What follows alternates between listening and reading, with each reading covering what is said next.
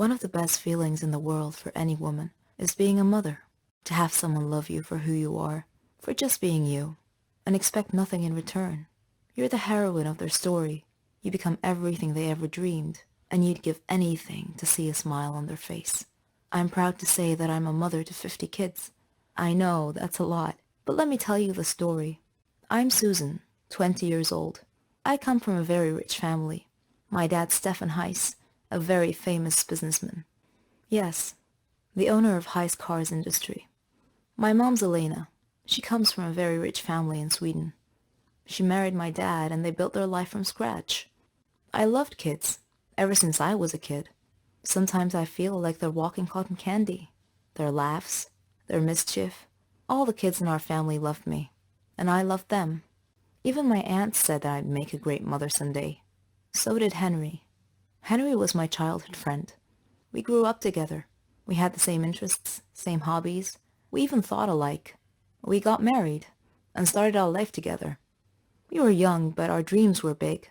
I was thrilled when I found out that I was pregnant, and Henry was so happy he couldn't believe it. He did everything he could to help me relax. He couldn't wait to be a father. But destiny had something else in store for us. We had just arrived from Sweden.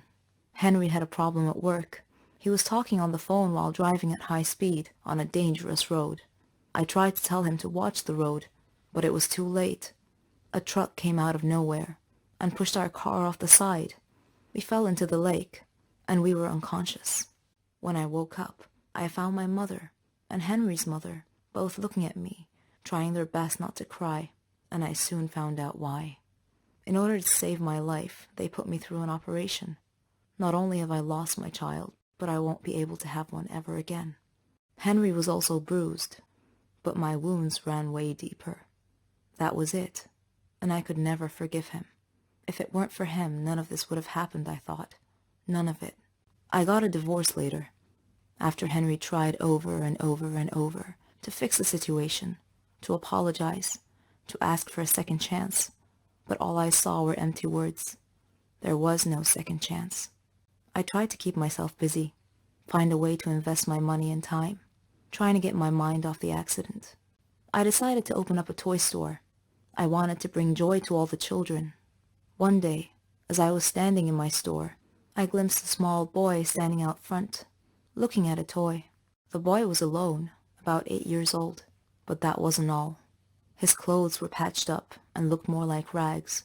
His face and hands were dirty, and he just stood there, looking at the doll, daydreaming. I found myself walking out to him, but when he saw me coming, he ran away. A few days passed, and that boy's gaze was all I thought of.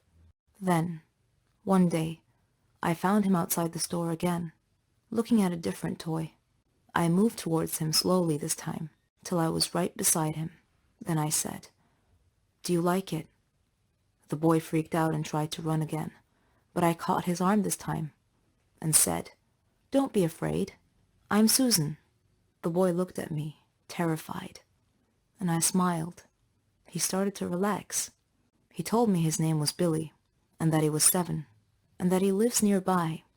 When I asked him about his parents, he said he never knew them, that he lived with Uncle Max. I asked him who Uncle Max was, but he cast his eyes down and was nervous all of a sudden. He looked a bit scared. I got curious, so I took him home with me, let him shower, and prepared a hot meal. I told him that I'd take him home after he'd eaten. I asked him about where he lived. He was quiet for a second. Then he said he had to go, that his brothers and sisters were waiting for him. I asked him how many he had. "Around 50, he said. I was shocked. He told me that they all lived in a big room with Uncle Max. But how is this Uncle Max able to look after you all? I asked curiously. But he got nervous again, and he insisted that he must leave, so I decided to take him there. Maybe it'll help clear some of the mystery, I thought. I drove, and Billy was guiding the way, until we got there. The place was a bit far from all the other houses.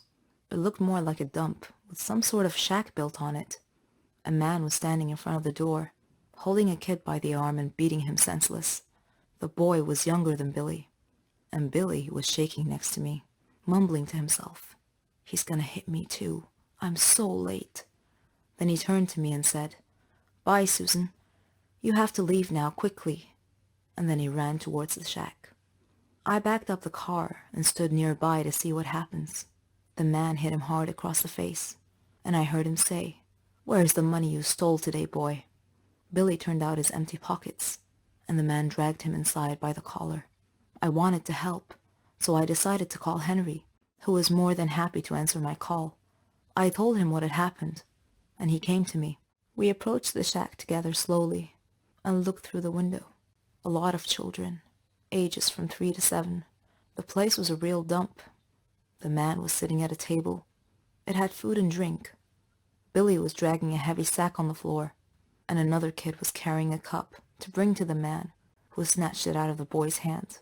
Then he got up and started waking the rest of the kids, telling them to get out there and bring him money, that they would face a real nightmare if they didn't. I wanted to barge in, but Henry stopped me.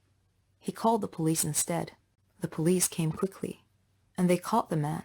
Apparently, he kidnapped these children from parks and surrounding areas, so they could steal for him, and he would starve them and beat them.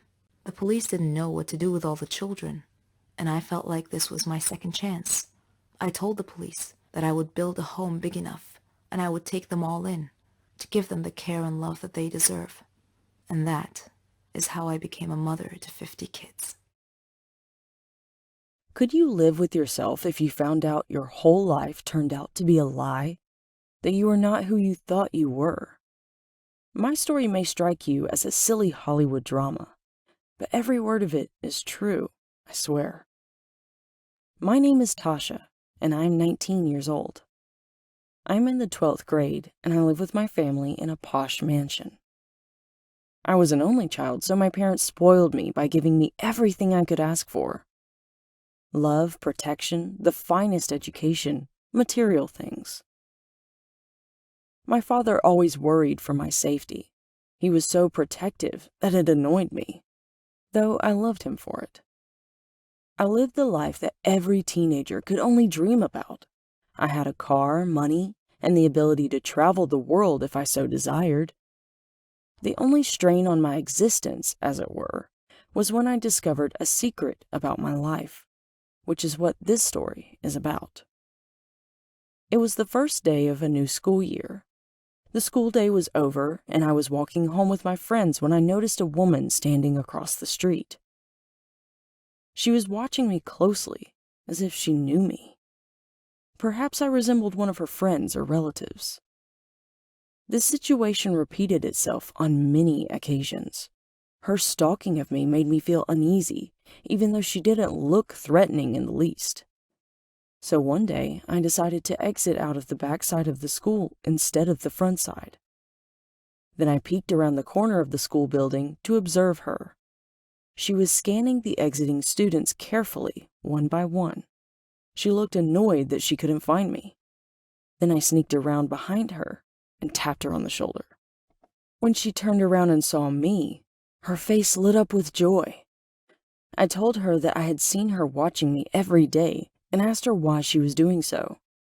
It seemed that she wanted to burst into a lengthy conversation, but instead she stopped herself and calmly handed me a letter. Then she began crying and left me quickly. I resisted opening the letter until I got home, sat down, and got comfortable. Then I proceeded to open the letter. It contained a calendar date and a simple note. Research this date and you will know everything. I browsed the internet for events that happened on that date.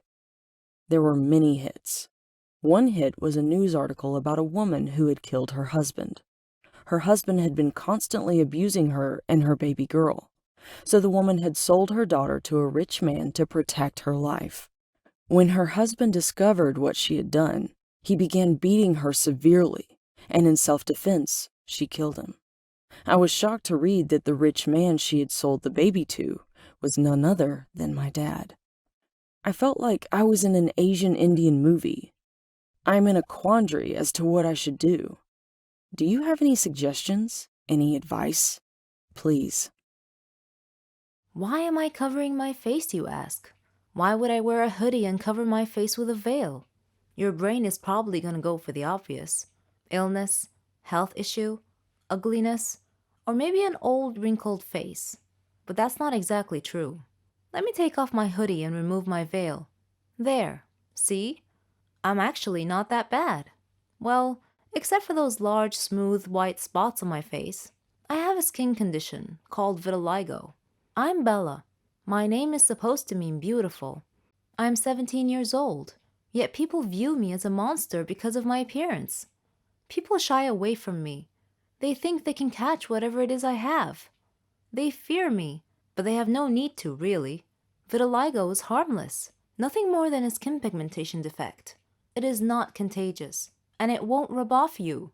But society fears those who are different. No one wants to be near me. I have only one friend. Her name is Laura. Before I developed vitiligo, I had a great childhood. I used to laugh, play music and sing, and I had many friends. My parents and my friends enjoyed my singing and thought that I might become a famous singer one day. My hobbies included reading, watching movies, and playing sports. I excelled in gymnastics and even won a few awards. The days passed merrily. Then one day, I mysteriously got a headache and became fatigued, and I noticed a white spot on my body. I showed it to my parents, and they looked worried. They took me to the doctor, who examined me and diagnosed the problem as a skin disorder called vitiligo. My father was concerned and asked the doctor if it was dangerous. She explained to him that it was harmless, just a skin discoloration issue. My mother asked if it was contagious, but the doctor said no, not to worry. It can't and it won't spread to anyone else. I felt like I was in a dream that turned into a nightmare. The doctor tried to reassure me that it was simply a skin disorder, not a disease, and that it could be treated to some extent. It initially spread all over my body from shoulders down, causing me to wear long-sleeved blouses and gloves. Then, one day, the spots appeared on my face. When my friends noticed the spots, I told them about vitiligo, but they didn't believe me when I said it wasn't contagious. They began to avoid me. Even my little siblings seemed to be afraid to hang around me. One of them even called me a monster. I hated myself, hated this affliction, hated my circumstances. It felt like I was all alone in the world, and nothing really mattered anymore. I gave up everything: music, gymnastics, reading. Though my parents encouraged me, I was totally depressed. But as the saying goes, if life gives you lemons, make lemonade. So I decided to try and make the best out of the hand that life had dealt me. Besides my parents, my friend Laura was the only person who supported me in accepting my condition and moving on with my life. Her support meant a lot to me. Sometimes we would spend hours sitting down without speaking. We felt comfortable and safe in each other's company. One day, Laura told me that she had a surprise for me. I told her that nothing could surprise me but to go ahead and tell me anyway. She said there was a talent contest on a local channel and that she signed me up to participate in it. I was shocked. I had long forgotten about singing. Laura enthusiastically told me that I had to get back into the habit of singing again, and that I needed to send them a recording of my singing. Initially, I resolutely refused, but in the end, she finally persuaded me to do it, so I submitted a recording of my singing. Laura was pleasantly surprised. She said my voice was beautiful. I sang a rather sad song, and after finishing it, she hugged me. She told me that the results would be released in 3 days. I waited anxiously, and I hadn't felt that way in a long time. 3 days later, I received a call from Laura. Her voice seemed sad, and I immediately knew that I had been rejected from entering the contest. But then she let her true excitement show, and she shouted in the handset that I had been accepted to participate in the competition. I screamed with joy.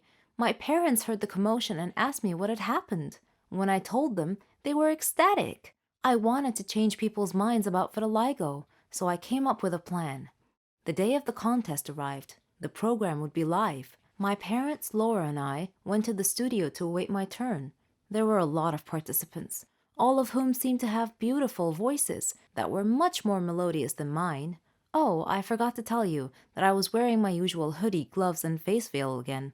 I tried to stay calm until my turn, but Laura was talking non-stop, and my parents were encouraging me the whole time. After a while, the host came and told me to get ready, that I was the next act up. I patiently waited for my turn, off the side of the stage, listening to them call the name of the singer that preceded me. The audience and judges had clapped loudly for him. He had sung beautifully. I suddenly felt panic. I thought of running back home, but Laura gently put her hand on my shoulder and quietly told me to believe in myself, just as she believed in me. These words calmed me down. They were all I needed. Then they called my name. I took a deep breath and went out onto the stage. The stage lights were so bright, the audience seemed too many to count. I could see the judges wondering and whispering among themselves about my covered head, hands, and face. One of them asked me to introduce myself, and I did.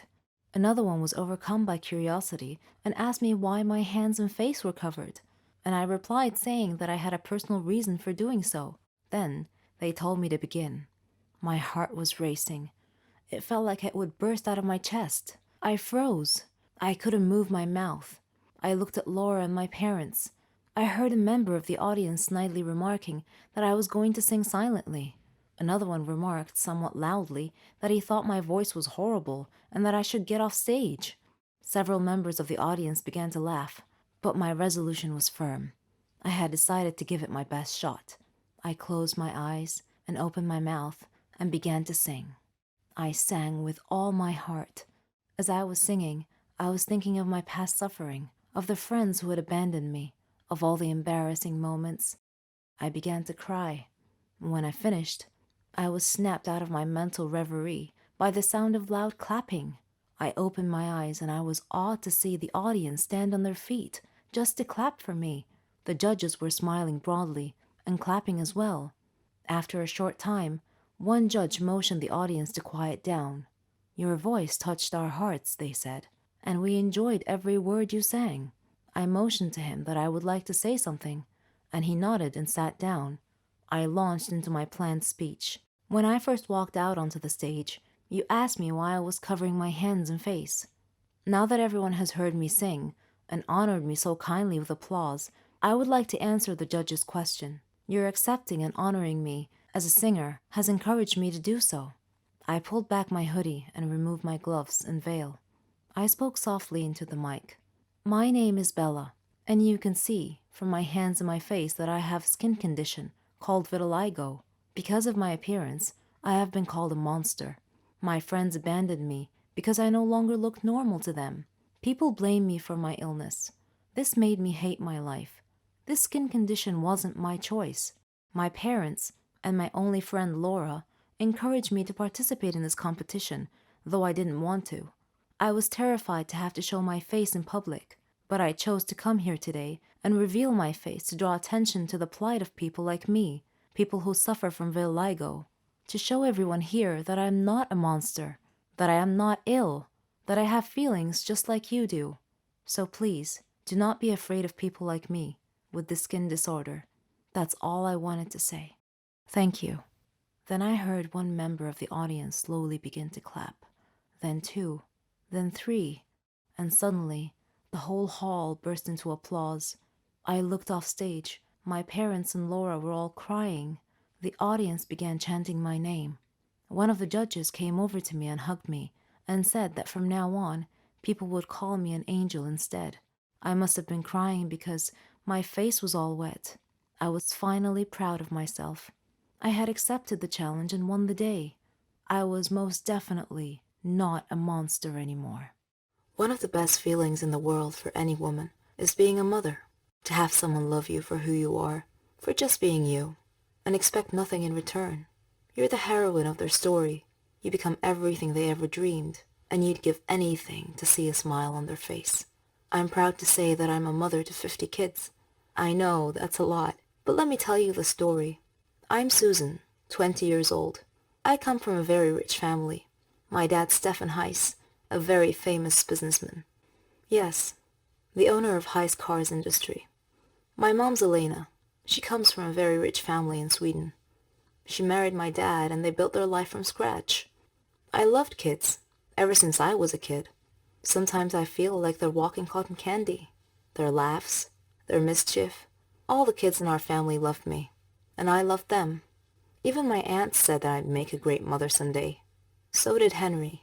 Henry was my childhood friend. We grew up together. We had the same interests, same hobbies. We even thought alike. We got married and started our life together. We were young, but our dreams were big. I was thrilled when I found out that I was pregnant, and Henry was so happy he couldn't believe it. He did everything he could to help me relax. He couldn't wait to be a father, but destiny had something else in store for us. We had just arrived from Sweden. Henry had a problem at work. He was talking on the phone while driving at high speed on a dangerous road. I tried to tell him to watch the road, but it was too late. A truck came out of nowhere and pushed our car off the side. We fell into the lake, and we were unconscious. When I woke up, I found my mother and Henry's mother both looking at me, trying their best not to cry, and I soon found out why.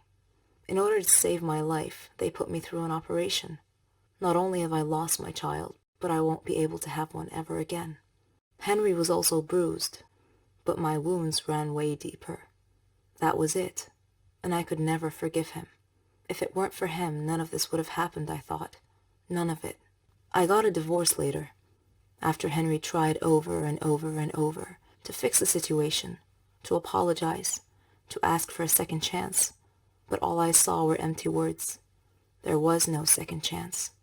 I tried to keep myself busy, find a way to invest my money and time, trying to get my mind off the accident.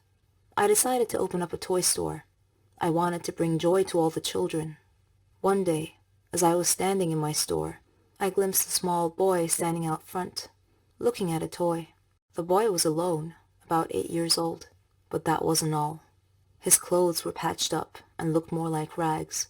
His face and hands were dirty, and he just stood there, looking at the doll, daydreaming. I found myself walking out to him, but when he saw me coming, he ran away. A few days passed, and that boy's gaze was all I thought of. Then, one day, I found him outside the store again, looking at a different toy. I moved towards him slowly this time, till I was right beside him. Then I said, "Do you like it?"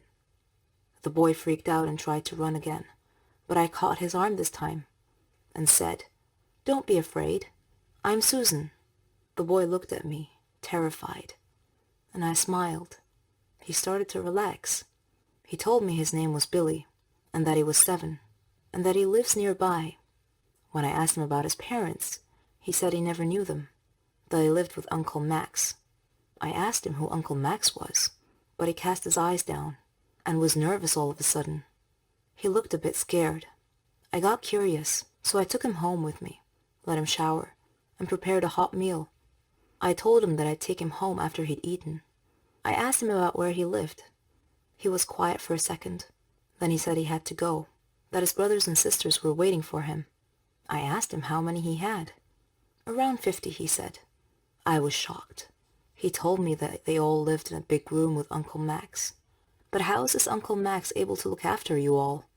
I asked curiously. But he got nervous again, and he insisted that he must leave, so I decided to take him there. Maybe it'll help clear some of the mystery, I thought. I drove, and Billy was guiding the way, until we got there. The place was a bit far from all the other houses. It looked more like a dump, with some sort of shack built on it. A man was standing in front of the door, holding a kid by the arm and beating him senseless. The boy was younger than Billy, and Billy was shaking next to me, mumbling to himself, "He's gonna hit me too. I'm so late." Then he turned to me and said, "Bye, Susan.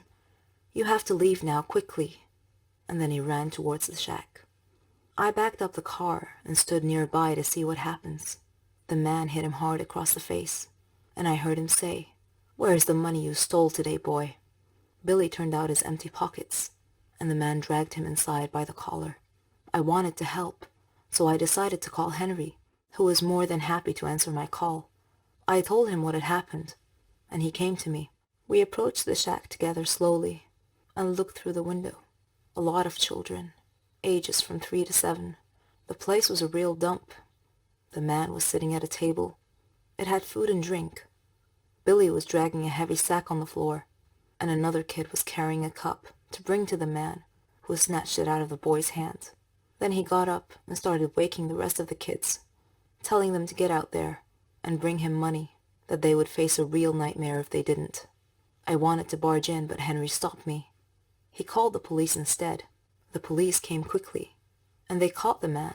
Apparently, he kidnapped these children from parks and surrounding areas so they could steal for him, and he would starve them and beat them. The police didn't know what to do with all the children, and I felt like this was my second chance. I told the police that I would build a home big enough, and I would take them all in to give them the care and love that they deserve. And that is how I became a mother to 50 kids. I am Matthew, 21 years old, and I must tell you something. I am a madman. I need treatment.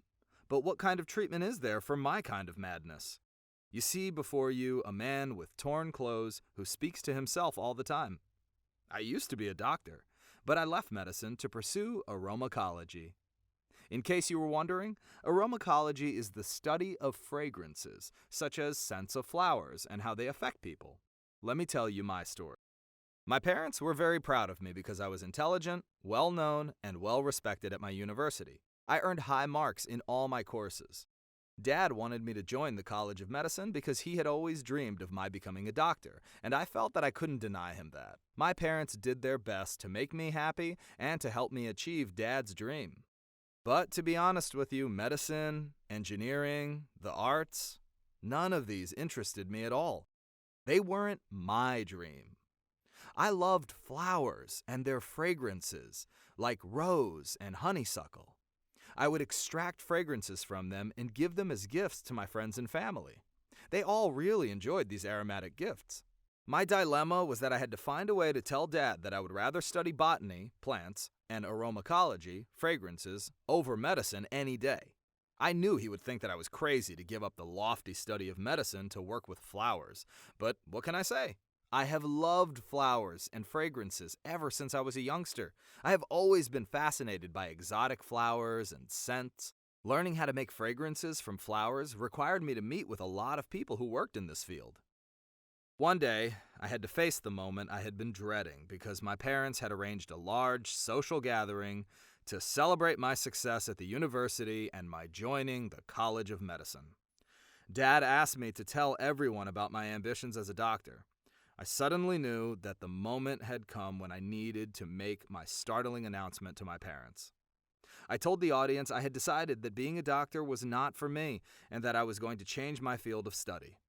Dad looked at me with an astonished look on his face, and then he began laughing.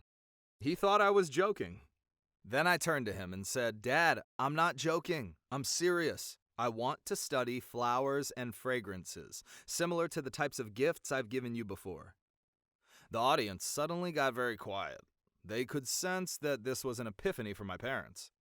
The embarrassment and shock in the air was palpable. Dad looked at me and said with an affected smile, "Matthew, you were born to be a doctor. Forget all this nonsense about silly flowers." A little testily, I said, "Dad, extracting fragrances from flowers is not silly." Dad said, "Bah, forget about that."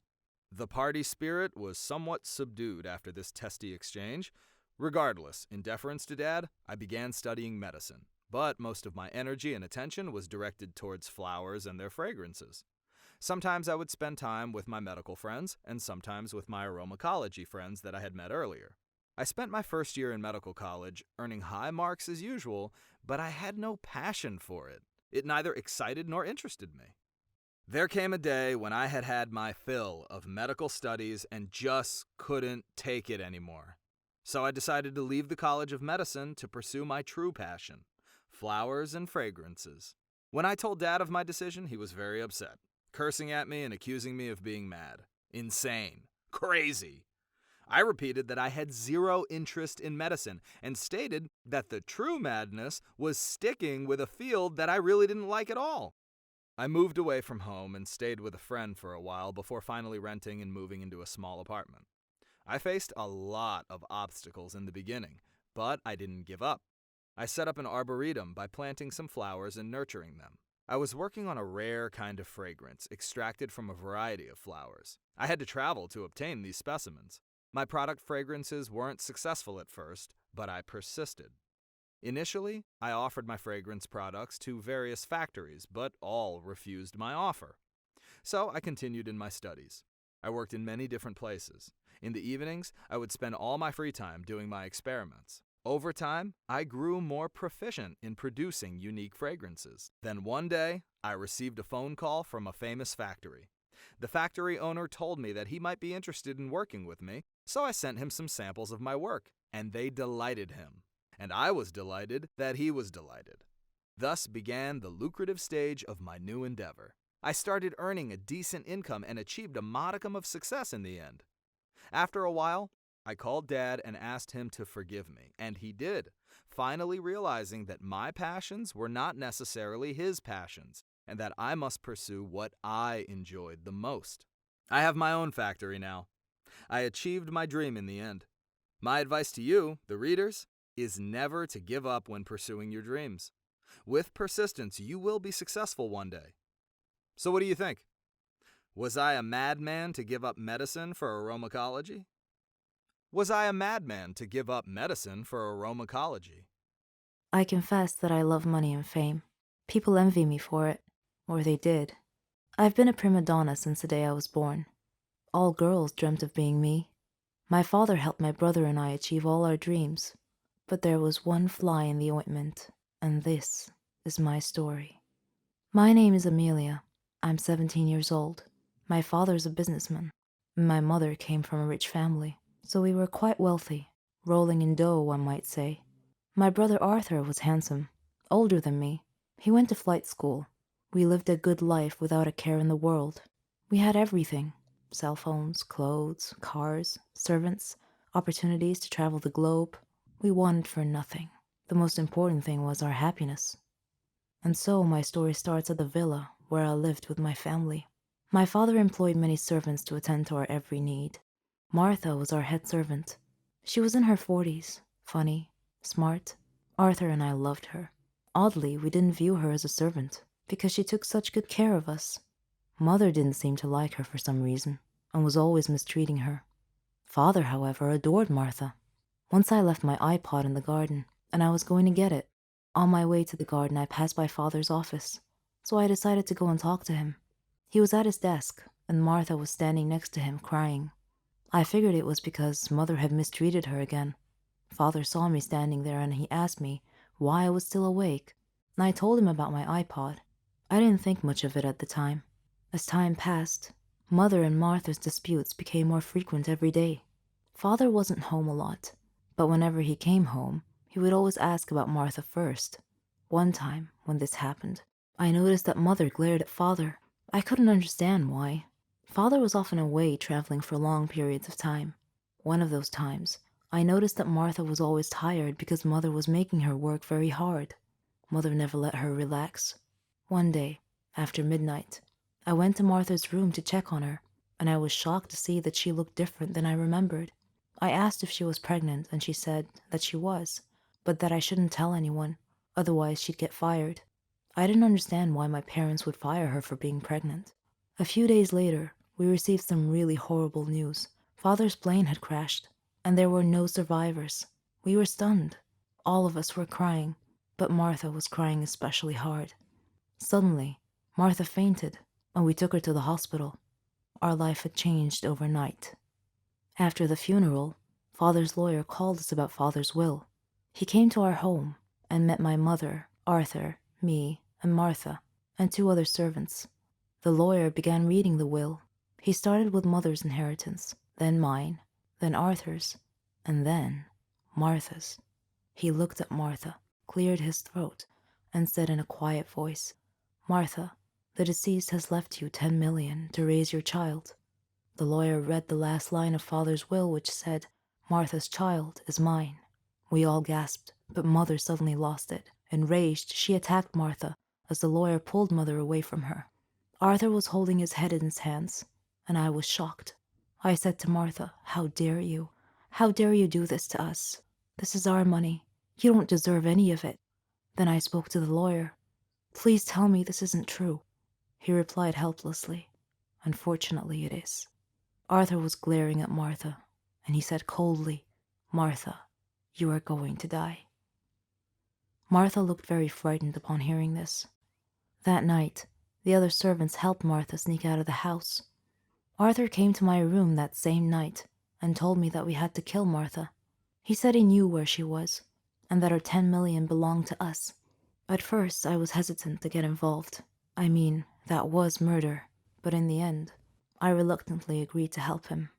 The next day, we made a call and hired a hitman to rid us of that disaster. Later, we received a call from him. He said that Martha was no longer a problem.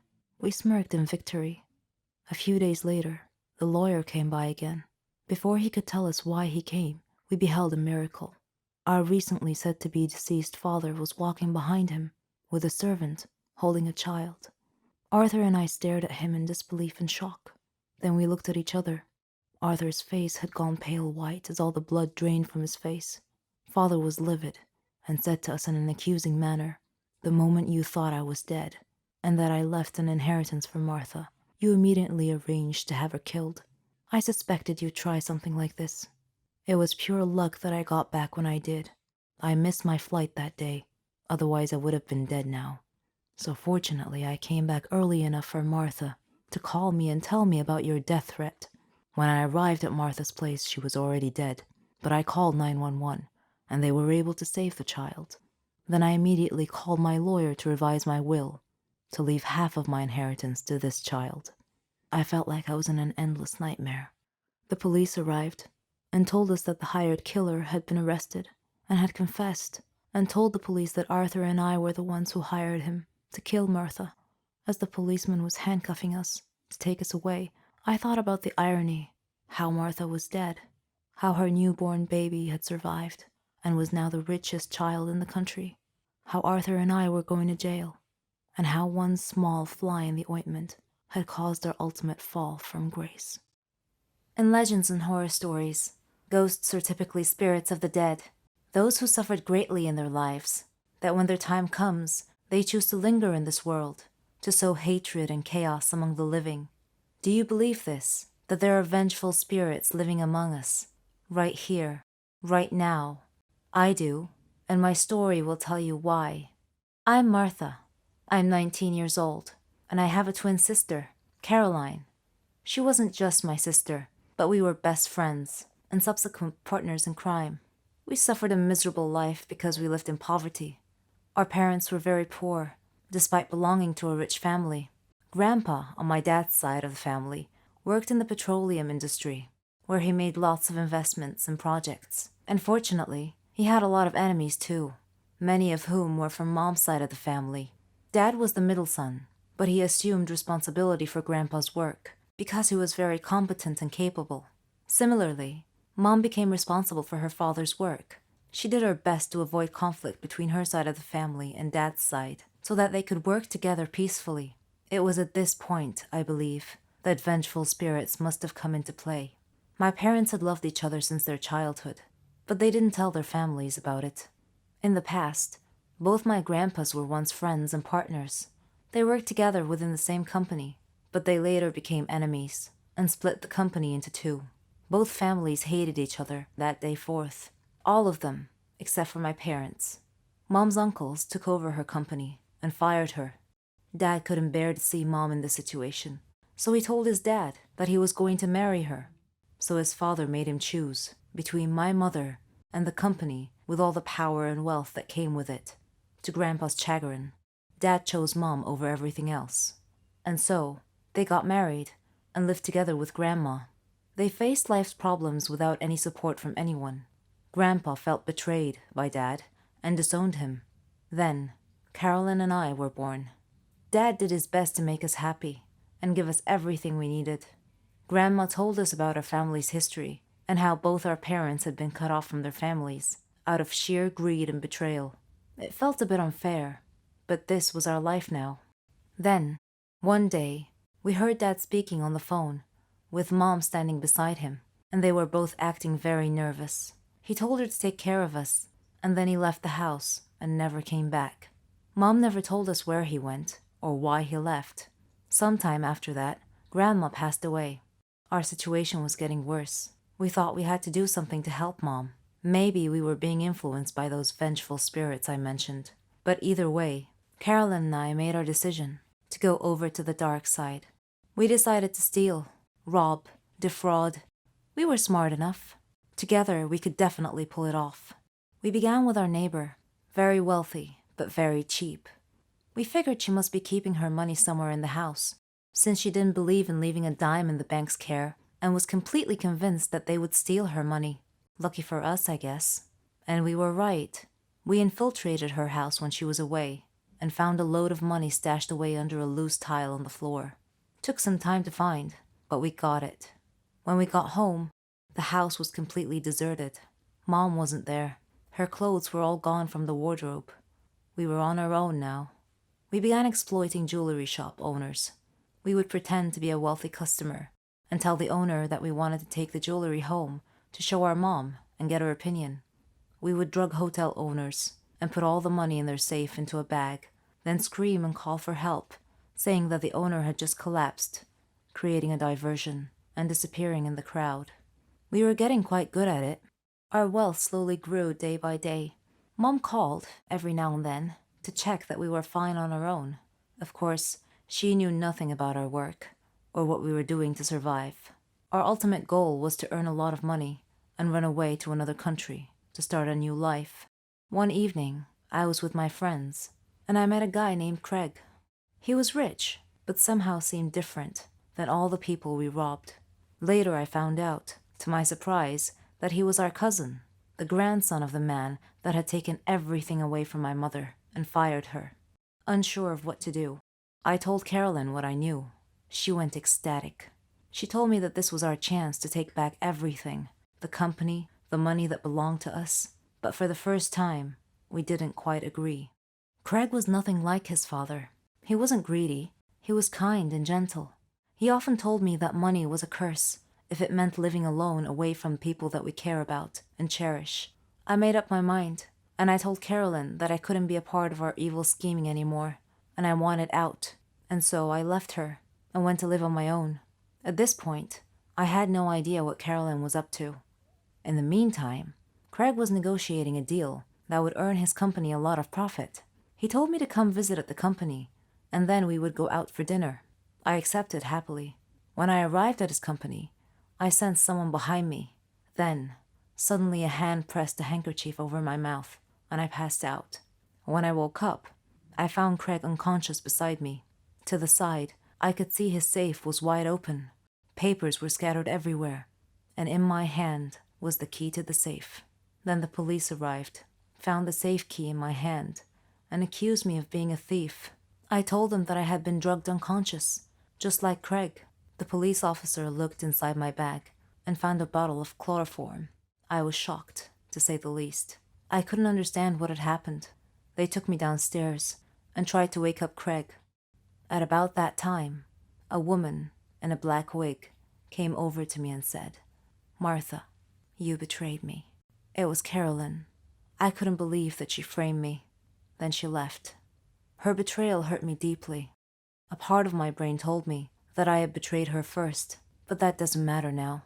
When I get out of prison, someday, I resolved to get my revenge on her. We were no longer sisters. Just as we had been betrayed by our families before us, we were now locked into yet another circle of family betrayal. Only it was more personal and closer to home this time. Were they truly vengeful spirits influencing us? I think so. What about you? Friendship is not a word that is easily described.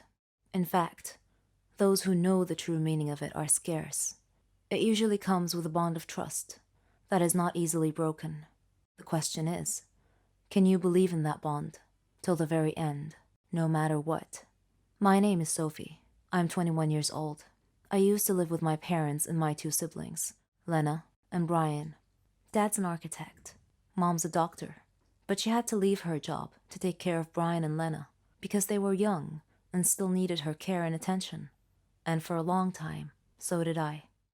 As a kid, my parents were always worried about me. I didn't have any friends at school, and I was very shy. I would immediately cry when something happened, but all that changed when I met my guardian angel, Matilda. The way we met was somewhat bizarre. I did pretty well in my studies at school. I had hobbies like art and music. Unfortunately, there was this one group of girls who liked to bully people like me. One day, in science class.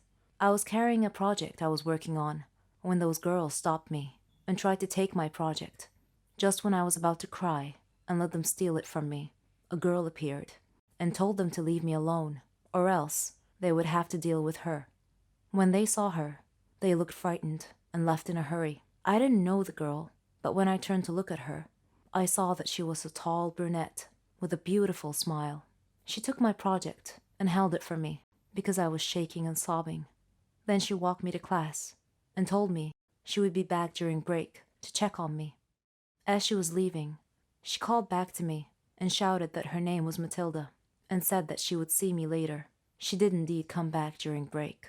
The clique of bully girls left me alone after that and kept their distance from Matilda as well. I asked Matilda why they were so afraid of her. She laughed and said it was a long story, but the short version was that she beat them up once and they became afraid of her and stayed clear ever since. I asked her how she knew that those girls were always bothering me. She said it was pure coincidence, that she had happened to be in the classroom the day they tried to take my project from me. She said that I looked so helpless that she decided to step in. I asked her to be my friend. She teared up a little and said, "Of course," and from that day forward, we became the best of friends. I was cheerful every day now, and we grew closer and closer together. The happiest days of my life. Her story was unusual. Her dad was a boxer.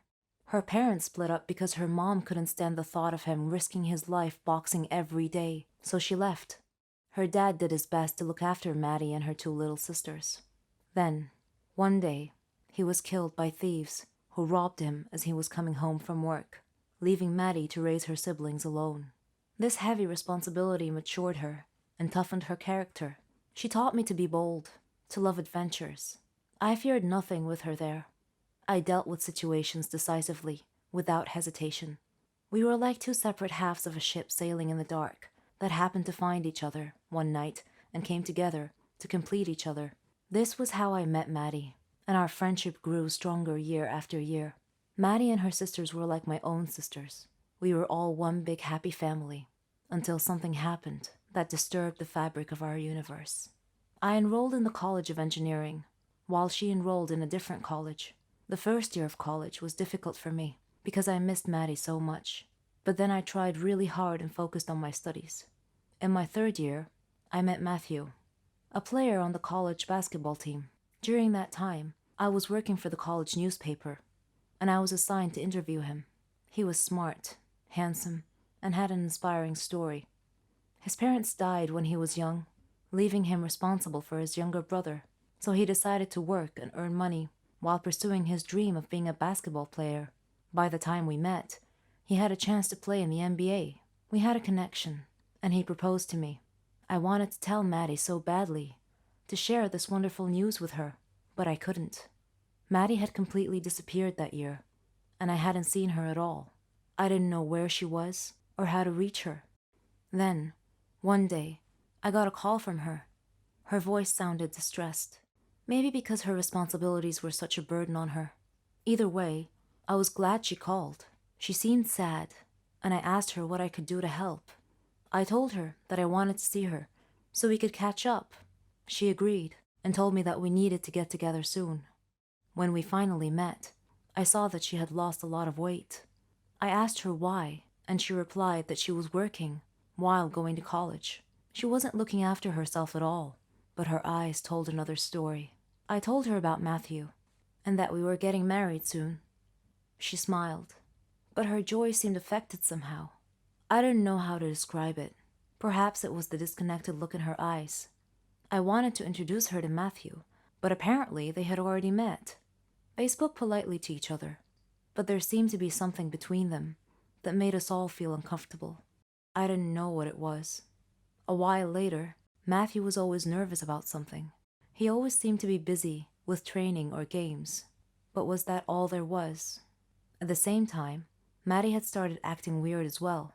Something was going on between them, but I couldn't quite put my finger on it. Whenever her phone rang, Maddie wouldn't answer, or even look to see who was calling. Shortly before my wedding, Maddie had disappeared again without notice. Matthew went back to his normal self, and everything seemed to be fine. The wedding ceremony was going beautifully, until we got to the part where the preacher said, "Anyone who saw a reason why this marriage should not take place, may they speak now or forever hold their peace." Well, it turned out that there was someone who saw a reason why this marriage should not take place, and that someone did speak up. And much to my amazement, it was Maddie. She shouted that Matthew was her fiancé, and that he had deceived her and left her for me. Matthew looked at her with a perplexed look on his face, as if this was news to him. I felt like time had shifted into slow motion. I had to be dreaming. I couldn't imagine why neither of them told me this before. I looked at Maddie and asked if it was true. She said, "I'm done lying to you. I don't want to act anymore. Meeting you has been the most horrible thing that has ever happened to me. My life was going well till I met you. You got everything you wanted, even Matthew. He chose you instead." I was staring, lost for words. Tears started running down my face. "Please leave," I said quietly. Maddie was crying too, yet she smiled and walked away. I didn't understand her behavior. Why did she smile as she walked out of my life? Days later, the answer revealed itself. Matthew and I knew each other well, and what happened at the wedding did not affect us at all. Still, I could see it in Matthew's eyes. He had something to tell me, and one day, he came inside the house with tears in his eyes. I asked what was wrong, if his family was okay. He nodded and said, "They're all fine, Sophie, but there's something I've been wanting to tell you." During those times, when Maddie disappeared without warning, it was because she kept a secret from you. She had a terminal disease. She was dying. I was shocked. He continued and said that she had arranged the scene at the wedding to make me hate her, so that when she died, I wouldn't feel grief or sorrow. That she had loved me so much. Soon after our wedding day, her disease took a turn for the worst, and she died. I was still standing in shock. He gave me the letter she wrote me. "Dear Sophie, I'm sure that up to this point in time, you didn't understand my strange behavior, my sudden change. It was necessary to protect you from the shock of my death. I had no choice but to make you hate me. Don't be upset with me, dear Sophie. These are the last moments in my life, and I just wanted to tell you that I love you. Forever friends, Matilda." I cried like I never did before. I had lost my best friend. Dear Maddie, now I know the reason for your tearful smile when you left the wedding that day. You are still my one true friend. Not a moment has passed without thinking of you. Forgive me for not being there when you needed me most. You will always be in my heart. Our feelings are always hard to control. We are humans after all. Sometimes we do things we can't explain, just because we feel that way.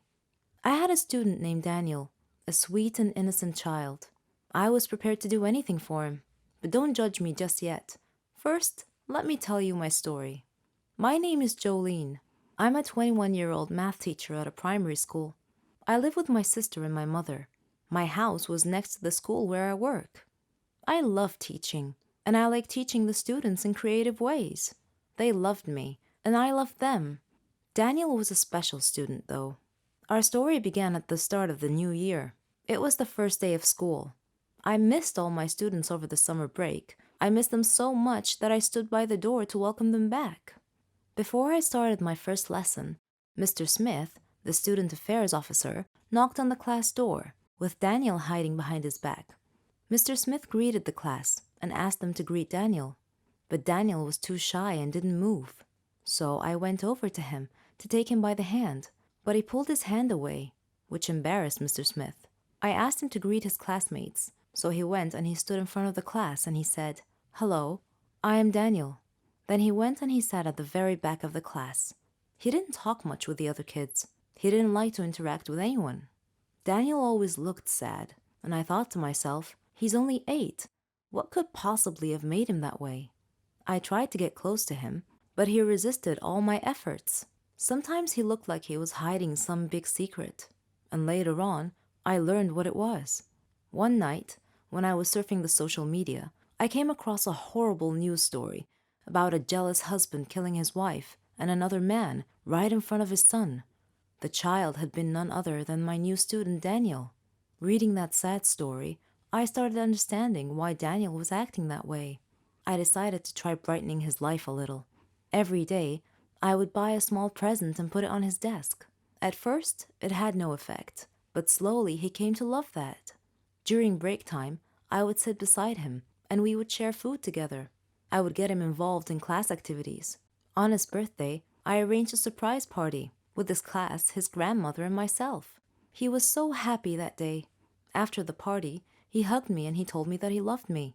I hugged him tightly. He was not just a student to me. I treated him like he was my own son. He told me that he wanted to call me mother, and that made me so happy. After his grandmother died, he came to live with me. We faced a lot of problems together, but I followed his success in life with pride. Daniel is all grown up now. He's graduating from the Faculty of Engineering. I am so proud of what he has made of himself. My name is Nathan. I'm a 40-year-old businessman who runs an import-export company. I lived with Mom and Dad and my brother Sam. Some siblings coexist peacefully, some fight all the time, and some hate each other. Sam and I ended up in this latter category because our decisions shape our lives. Let me tell you our story. I worked hard and made good decisions to be successful in life.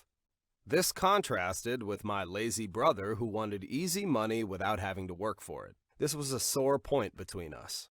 We fought all the time, and the situation was exacerbated by Dad's unexpected death by heart attack. Sam and I took over Dad's business and became partners. Soon, though, Sam thought the business was too much work, so he decided to work abroad for bigger wages and less work, presumably. I begged him to work locally and stay close to the family, but he couldn't be persuaded. So he gave up his share in the business and left to work abroad, and I ran the business as sole proprietor. As I gained experience and business acumen, the business prospered and grew as I earned the customer's trust. As my profits grew, Mom and I moved into a bigger house. Mom wanted me to get married and have kids, and I wanted to make her wish come true. So I found a beautiful girl and married her. She was a blessing to us. When she became pregnant, Mom was ecstatic. We learned that it would be a baby boy, so we chose a name for him, John. As her pregnancy progressed from trimester to trimester, the strain on her body was obvious, but finally, the baby was born, and Mom and I were thrilled to see her only grandchild and my only child, respectively, growing up day by day. I wanted to teach him everything, and I wanted him to be brave. Our lives were content, peaceful, and fulfilled. At one point, I decided to grow the company by opening up some more stores. It was a challenging project, but was necessary to remain competitive with our rivals. Our wealth and good fortune continued to grow, and I bought a new villa for us. Mom, wife, and son. One evening shortly after that, we invited friends over to celebrate moving into our new villa. As we were celebrating, friends were wishing us the best. John was playing and running around everywhere and being a little naughty at times, and everything was going smoothly. Then suddenly, the lights went out for a couple of minutes, and then came back on. This was unusual, but not wanting to worry the guests, I told them that it was a normal glitch that happened once in a while. Still, as a precaution, I called for all the children to gather around me. All were present, except for John. We searched everywhere for him, but couldn't find him. We were all worried about what had happened to him. Then, one of my friends shouted that there was a phone call for me. When I took the phone, a voice on the other end said, "Don't worry about your little prince. He's okay, and he'll stay that way as long as you send us $100,000. Otherwise..." Then the caller hung up. My friends tried to calm me down, but I was frantic with worry. Who would want to kidnap my son? If I gave them the money, what assurance did I have that they would return my son? Then I got angry. They needed to be punished for this heinous deed. So I called a friend who was a police officer and asked him for help. He said he could put a small tracking device in the money bag so they could track my movements and hopefully catch these kidnapped for ransom thugs. While it was a neat plan, it was also extremely dangerous if the kidnappers were to find out and escape from our trap. After a couple of days, the thugs called and told me where to meet them with the money. It was a location in the northern part of the country. a forest with dense trees and tall grass, a place that would be easy to escape into and hide. So I got the money, put it in the car, and drove to the agreed-upon meeting place. When I reached the location, a car was there waiting. I parked close to it and exited the car with the money bag in hand. The driver of the other car stepped out. It was Sam. Sam? I thought you were working abroad, I said. I was, but the work was too hard, so I quit and came back, Sam replied. How can you kidnap and ransom your own nephew, I asked. Sam laughed and said, You misunderstand. I've just returned to take my share of the money. What money are you talking about, I asked. Sam sneered. The money you took from me in running Dad's business. I tried to connect the dots. I said, Sam, you were half owner of the business, but then you gave up your ownership to go work abroad. You haven't done anything to earn any money from the business. Sam kept sneering. I want my share of the profits. Shut up, give me the money, and you'll get your son back. I gave him the money, he released John, and John ran into my arms crying. I asked John if Sam had hurt him, but he said no. After Sam took possession of the money, the police revealed themselves and moved in to surround us. Using a megaphone, they commanded him to surrender, but he ran into the woods instead. The policemen closed in and pursued him, but they lost him in the woods. He had escaped. I returned home with John, and my wife hugged him and cried tears of joy that he had been returned safe and unharmed. Mom asked me who did this. I hesitated. Should I tell her the truth? I decided to do so. She was horrified. A few days later, I received a letter. It was from Sam asking if I was ready for the next payment of my debt to him. I was dismayed and fearful at the same time. Sam had decided to be a villain against his own family, and I had decided to fight back against him tooth and nail. Decisions shape our lives. Falling in love with a knight in shining armor riding on a white stallion is the dream of every girl. I would want him to be tall, blonde-haired, green-eyed, handsome, and strong. Imagine him along with me if you can. But what I never expected in a million years was to actually meet my knight in shining armor. Lend me your ear and listen to my knight's tale. My name is Meredith, and I am 17 years old. I live with my mom and my little sister Susan, who is 3 years younger than me. Susan and I fight a lot, as sisters are wont to do. She is more beautiful than me. I am short and fat, but don't blame me. You should blame my mother for being an excellent cook. She used to work in a famous restaurant. You can't imagine how tasty her food is. Mom uses me as her laboratory rat or guinea pig. Whenever she cooks any new dish, she has me try it out and give her my opinion. As a result of all my taste testing, I've become an obese food addict. I know that my obesity may be an obstacle in finding my heroic knight. My best friends are Ellen, Selena, and Mary. My first date was with a guy named Mark. He was a crazy one. Torn clothes, long, dirty hair, a furtive manner. And his paranoid eyes were always darting around, looking everywhere. At our first meeting, he gave me a silly present that, when open, sprang a fake frying pan into my face. My next meeting was with Michael. He was subdued and weird. On our first date, he sat silent for 2 hours and barely spoke at all. All my friends' matchmaking attempts failed miserably. Then Ellen suggested that I open a Facebook account and try to find my dream mate online. I didn't like the idea at first, but I took a chance, opened an account, and shared some personal information about myself and my interests. My first friend request was from Mark. Yeah, that Mark. I blocked his request immediately. I received more friend requests from various people, some interesting, some plain and boring. I kept waiting for my knight on a white horse to send me a friend request. Then one day, I got a friend request from a boy named Joaquin. I visited his Facebook page and saw that he was handsome and active in sports. I accepted his request and sent him a message to say hello and waited all night for his response. Just when I was about to lose hope, he surprised me and responded. I tried to control myself even though my mind was already racing ahead and planning our wedding. We chatted online that day for around 3 hours. I told him about my family, hobbies, etc. But eventually he had to excuse himself to go to an exercise class. However, he promised that he would continue our chat later. I sent him a rolling on the floor laughing emoji and asked, "Are you serious?" He replied, "Of course, I want to get to know you better."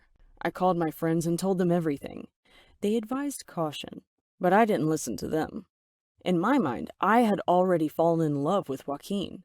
I clutched my phone, waiting for his next message with bated breath. I figured that I should probably let him know what I really looked like, a fat food addict, before we got too far into a relationship. When he got home, he sent me a message, and I asked him about himself and his family. He told me about his dreams, his family, and his dream girl. He told me that he wasn't interested in a girl's figure at all. The important thing was her character. We agreed to meet the next day. I was excited. I called my friends immediately and updated them on my news. Later, I received a message from Joaquin stating the time and place of our upcoming meeting. I chose some chic clothes and got ready to go. Mom saw me and was surprised that I had dressed up so. Susan laughed at me. "She looks like she's going to a restaurant," said my darling little sister. I announced, "I am going on a date, Mum. I met someone on Facebook."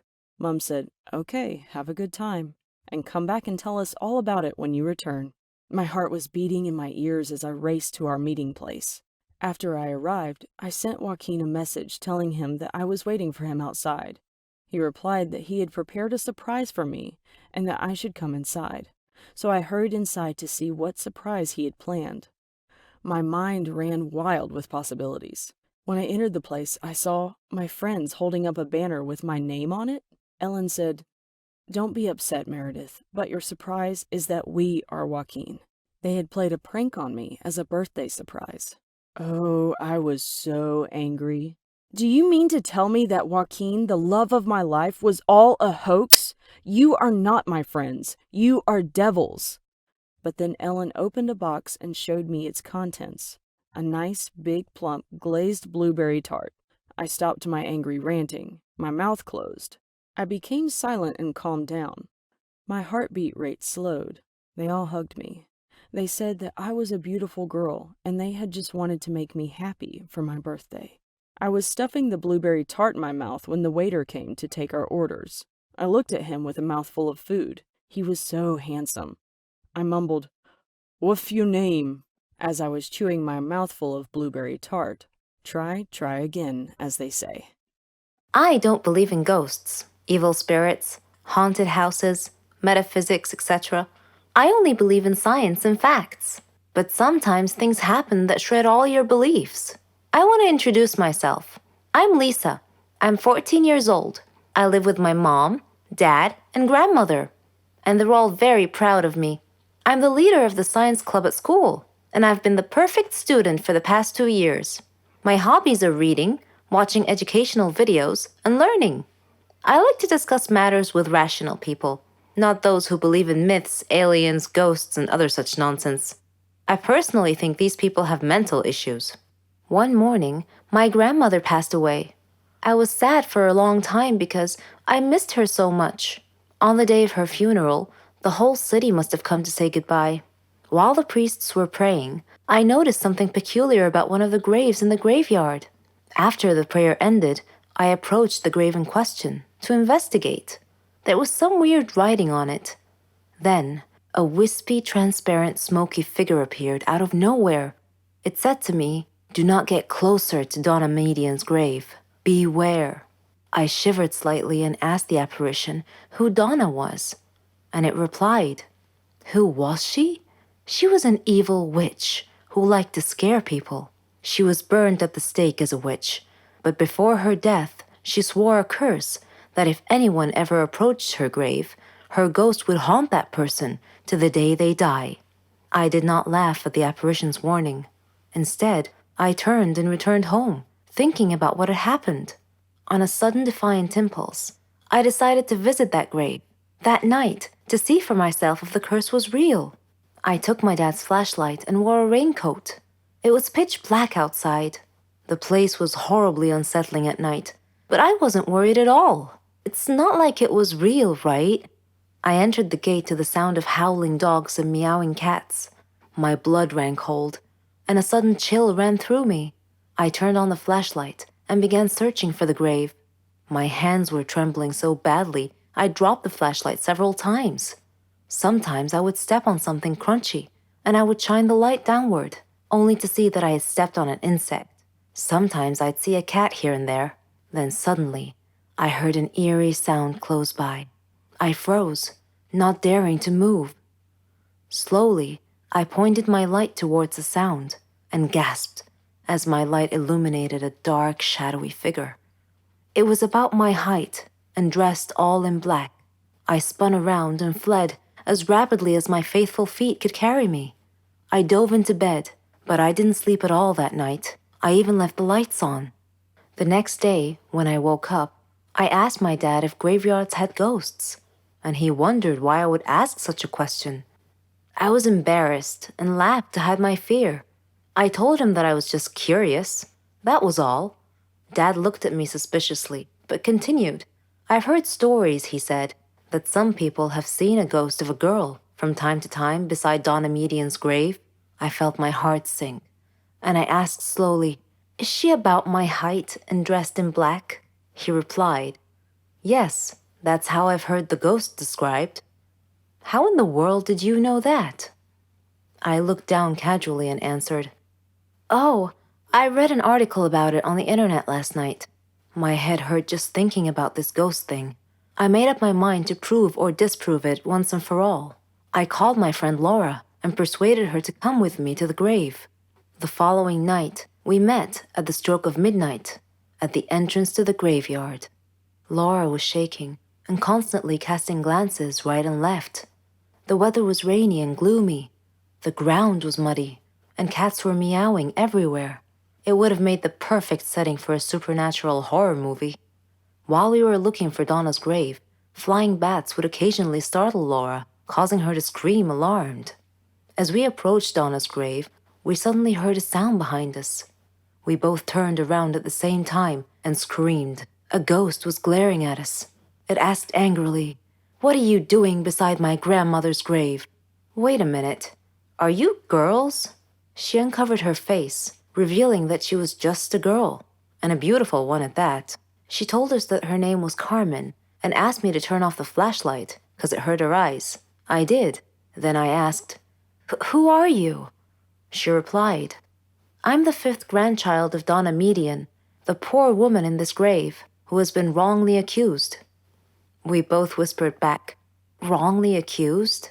She continued saying, "Yes, she was a victim of the Holocaust during World War II. Afterwards, she became a simple doctor who treated people who were afflicted with epilepsy. As usual, there are always some small-minded, superstitious people looking to make trouble for others. They accused her of being a witch because they considered epilepsy to be a disease caused by a demon's touch. I come here every day to put flowers on her grave. People have mistaken me for a ghost because I only come at night.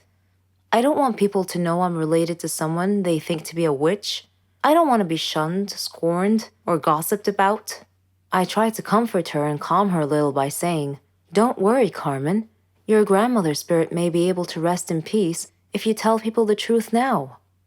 We live in more modern times, and there's no need to worry. I won't tell anyone about you being the ghost. It'll be our little secret." Carmen laughed. She and I became good friends after that. Ever since that day, whenever I hear someone talking about ghosts, I just look at the photo I took of Carmen and I break out laughing. Hello, I'm Dahlia. Naturally, it's every girl or boy's dream to get employed after they graduate and start their practical life. And that's what happened to me. Right after I graduated, I found the perfect job. I was hired as a graphic designer. As you all know, on the first day of work, we want everything to be perfect. We get ready. We arrive there early just to show them that we're diligent and hardworking. So I got everything ready the day before it, just in case. My clothes were ironed, the colors matched, my shoes polished. It was all good. Though it was only 11 p.m. when I went to sleep. Thought I'd get a fresh start in the morning. But I wasn't sleepy at all. I'm used to staying up all night. So I got up and I started watching The Fault in Our Stars. A romantic movie was bound to make me fall asleep. The movie was over after I cried through it, and I didn't feel the tiniest bit sleepy. Anyway, I ended up sleeping at 6 a.m. after a long night. and I was supposed to wake up at 8 because my work started 10. When I opened my eyes, I checked the time. 9:30? Oh no! I flew off my bed, jumped in the shower, got dressed, and ran out the door. I took my car, but there were traffic jams everywhere.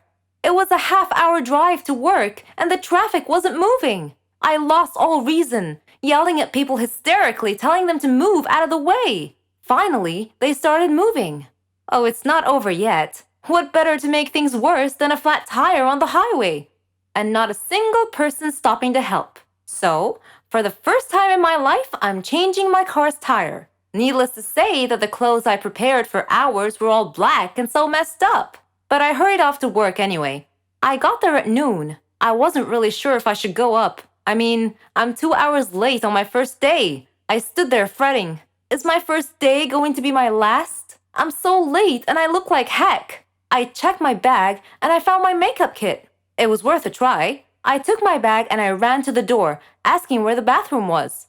I tried my best to make it work. I took off my jacket. Well, it was better than before. All I wanted was to go to work looking like a human. I went to the secretary and I told her I was supposed to start today. She went in to tell the manager I had arrived, and that was it. I heard screaming and shouting. Where does she think she is? How dare she show up 2 hours late on her first day of work? She's fired! Where is she? The door opened and he stormed out. So handsome, so elegant. His tie went perfectly with his suit, and he just stood there staring at me. Then quietly he said, "Please, come in." His secretary looked confused. We sat in the office for about 2 hours. Or was it 3? I lost track of time. I started work that day. Turns out he was my neighbor. So we started going to work together, meaning of course I wouldn't have to change the tires again.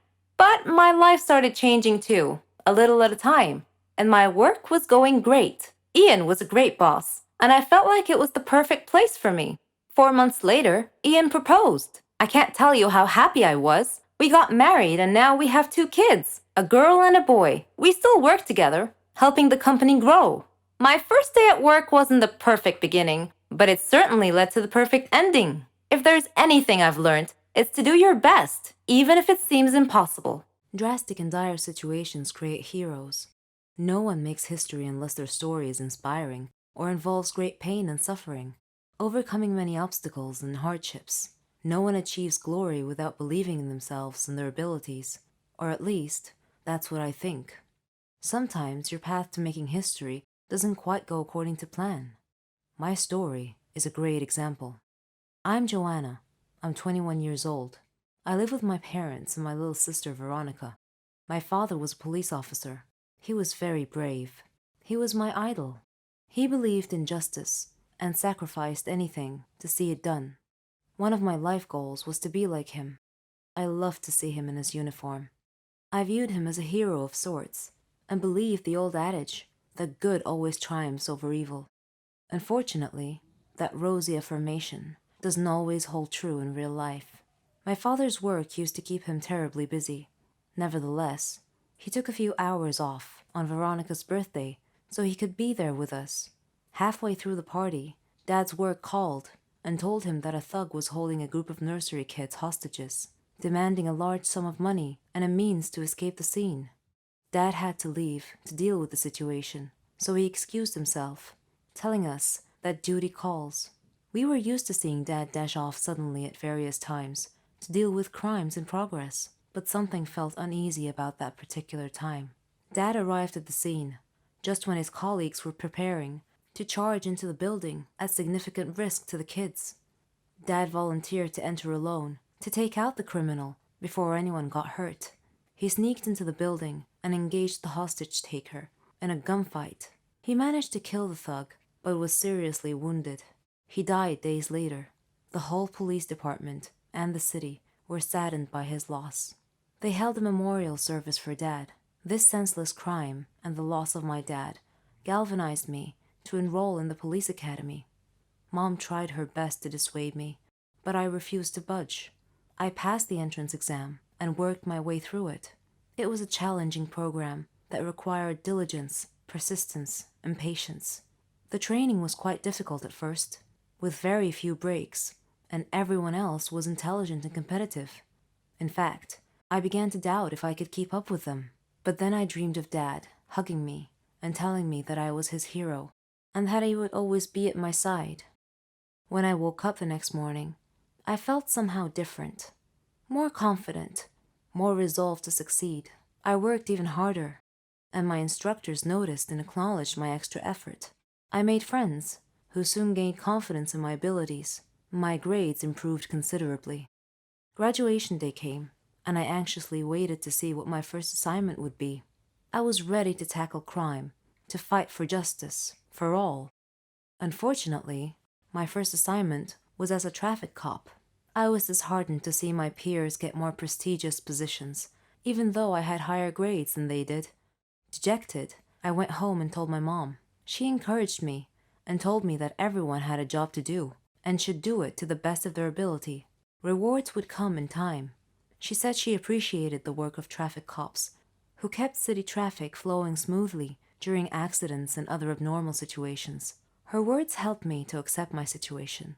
Regardless, the work was boring, and I still envied my peers for their more important and more glamorous assignments. Life's just not fair. But remember those dire situations I mentioned earlier? Well, during one of my traffic control days, when a traffic light had failed, I noticed two black cars idling in front of a bank in a no parking zone. Initially, I thought it was the bank manager or some other VIP stepping into the bank for a quick stop. I turned my attention back to my traffic control and waved the cars waiting in the left turn lane to proceed to turn left. Then, I looked back at the bank and noticed that a man had gotten out of one of the black cars and stepped over to speak with a bank guard, standing outside the bank. Suddenly, he struck the guard and knocked him unconscious. Then the cars emptied as a group of masked men exited and rushed into the bank. These actions all occurred in quick succession. An armed robbery was in progress. I called the police station on my radio and reported the incident. The police quickly showed up and took the waiting car drivers into custody. The masked men had no choice but to remain inside the bank with the customers as hostages. They were trapped. They threatened that if they weren't let go free with the money, they would blow up the bank and kill all the hostages. My father's life and death scene played across my mind like a movie rerun. I watched the policemen discussing what to do. I felt that I knew more about these city blocks than they did, because I spent many hours every day plying these streets, directing traffic. So I volunteered to enter the bank alone. Since this was my beat, I knew that the bank had a secret entrance that the criminals couldn't have known anything about. Thanks to my police training, I was able to easily pick the lock on the secret door and sneak in through the back. I saw two hallways, one to the left and one to the right. I decided to take the one on the left. I expected that the right one would lead me to the lobby, where the criminals were holding the hostages. As I moved stealthily, I heard a noise and discovered that I had reached the lobby instead. There were 4 masked men watching the hostages, who had been tied up. Then, I spied a bomb in the midst of the hostages. These guys were definitely serious. One of the hostages spotted me, and I gestured to him not to speak or look at me. Unfortunately, one of the thugs had already noticed the hostage looking in my direction. He looked over and saw me. I fired and hit him in the shoulder. I knew the shot would cause the other policemen to rush in, so I needed to distract the masked man quickly. One criminal was holding a hostage in front of him, and he told me he would kill her if I didn't put my gun down. I lowered my gun to the floor, stood up, and raised my hands. All the masked men were watching me with their backs to the main entrance. Just as I was about to get shot, the police squad rushed in and told them to freeze. The thugs surrendered. The hostages thanked me, and the police chief thanked me for risking my life for the hostages. The next day, the governor called me into his office and praised my bravery and dedication. He surprised me by transferring me from the traffic control division to the crime prevention division. I felt my father's spirit watching me at that moment and smiling with pride. My friends began calling me the Girl of Steel, and I was perfectly okay with that. There are all kinds of mistakes. Some are forgiven, some are forgotten. Some are borne by others, and some you pay for all the days of your life. These mistakes dog you relentless, even in your dreams. I've made mistakes in my lifetime, and I paid dearly for them. My name is Patricia. I am 19 years old, and I don't think I'm arrogant. I do think that I'm the most beautiful girl in my neighborhood. I live with my parents and twin brothers. Many boys in the neighborhood want to date me. My mom always encouraged me to think independently and to ignore other people's opinions. She told me to do whatever I wanted. Father was quite the opposite. He was always admonishing me to watch my behavior and behave myself, but I preferred my mother's advice, to be free and act on my own. My friends were like me. We were carefree and impulsive. We made bets about boys and love. We would flirt with boys and choose our victims and then cheat on them at the end to turn the tables on them. Playing frivolously with people's feelings was a bad thing, but I enjoyed it in a cruel sort of way. It thrilled and empowered me. But things changed when a guy named Jack saved my life one day. I was walking down the street alone while listening to music when a speeding car almost ran me down because I wasn't paying attention to where I was walking. Jack appeared from nowhere and pulled me out of harm's way and rescued me. He asked me if I was okay, and I said I was. He offered to drive me home, and I accepted. We didn't say a word during the drive.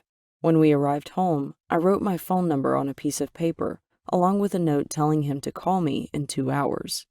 He did, and we talked until daylight. Jack was handsome, with brown eyes and well-tanned skin. He was a courageous man who protected me and helped me achieve all my dreams while we were together. If anyone annoyed me, I would go to him and he would embrace me in his arms to calm me. I felt safe whenever I was with him. We got engaged, had a small wedding with families and friends, and began enjoying our new life together. But my friends grew jealous of my newfound happiness, and they didn't like Jack. They thought that I deserved a better man. In the beginning, I tried to ignore their sniping at Jack, but I ended up being negatively biased towards Jack and began unintentionally sabotaging our relationship. I accused him of blocking me from achieving my dreams and of not caring about me.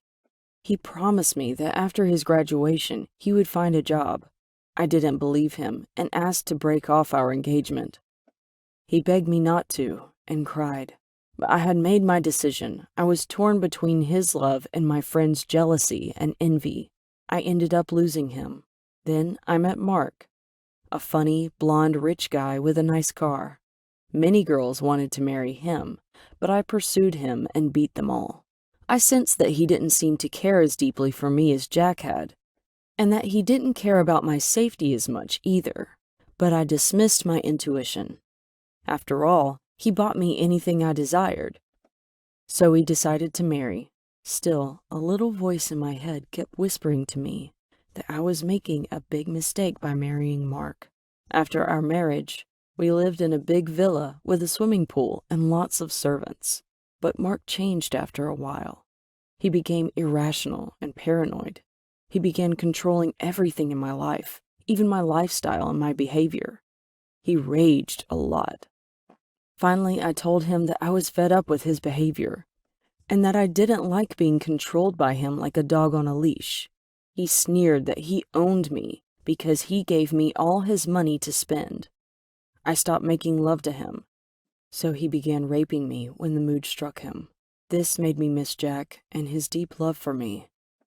I cried a lot during our now miserable relationship. I was so distraught that I went to see a doctor with one of my friends. After checking me over, the doctor told me that I was pregnant. I was torn between joy and sadness. When I told Mark about my pregnancy and situation, he told me that we were still young and that I should abort the baby. And he threatened me, said if I didn't get an abortion, then he would do it himself.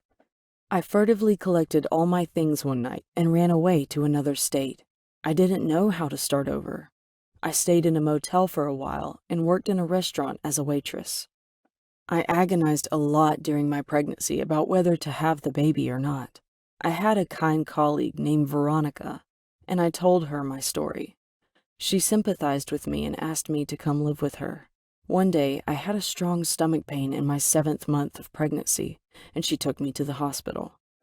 I was surprised to find that the birthing assistant was none other than Jack himself. We looked at each other silently for a moment. Then he asked me about my life, and I cried and asked him to help me. I saw the love in his eyes, and he told me that he would do his best to help me and the baby. Before the surgery, I held his arm and asked him to forgive me. He shushed me to be silent and confessed that he still loved me. I cried like a baby. He hugged me and made me feel warm and safe. His loving smile was the last thing I remembered before going under the anesthesia. I woke up in a room full of flowers with my Veronica smiling beside me. Jack knocked on the door and entered with a nurse in tow behind him. She was holding my baby, and they congratulated me for having a beautiful little girl. After that, he visited me every day at the hospital. I told him everything about my miserable life. He offered to let me live with him and promised to take care of me and the baby. I felt that my life was finally on the right track, and that life would forgive all my many mistakes. I even forgot my miserable past.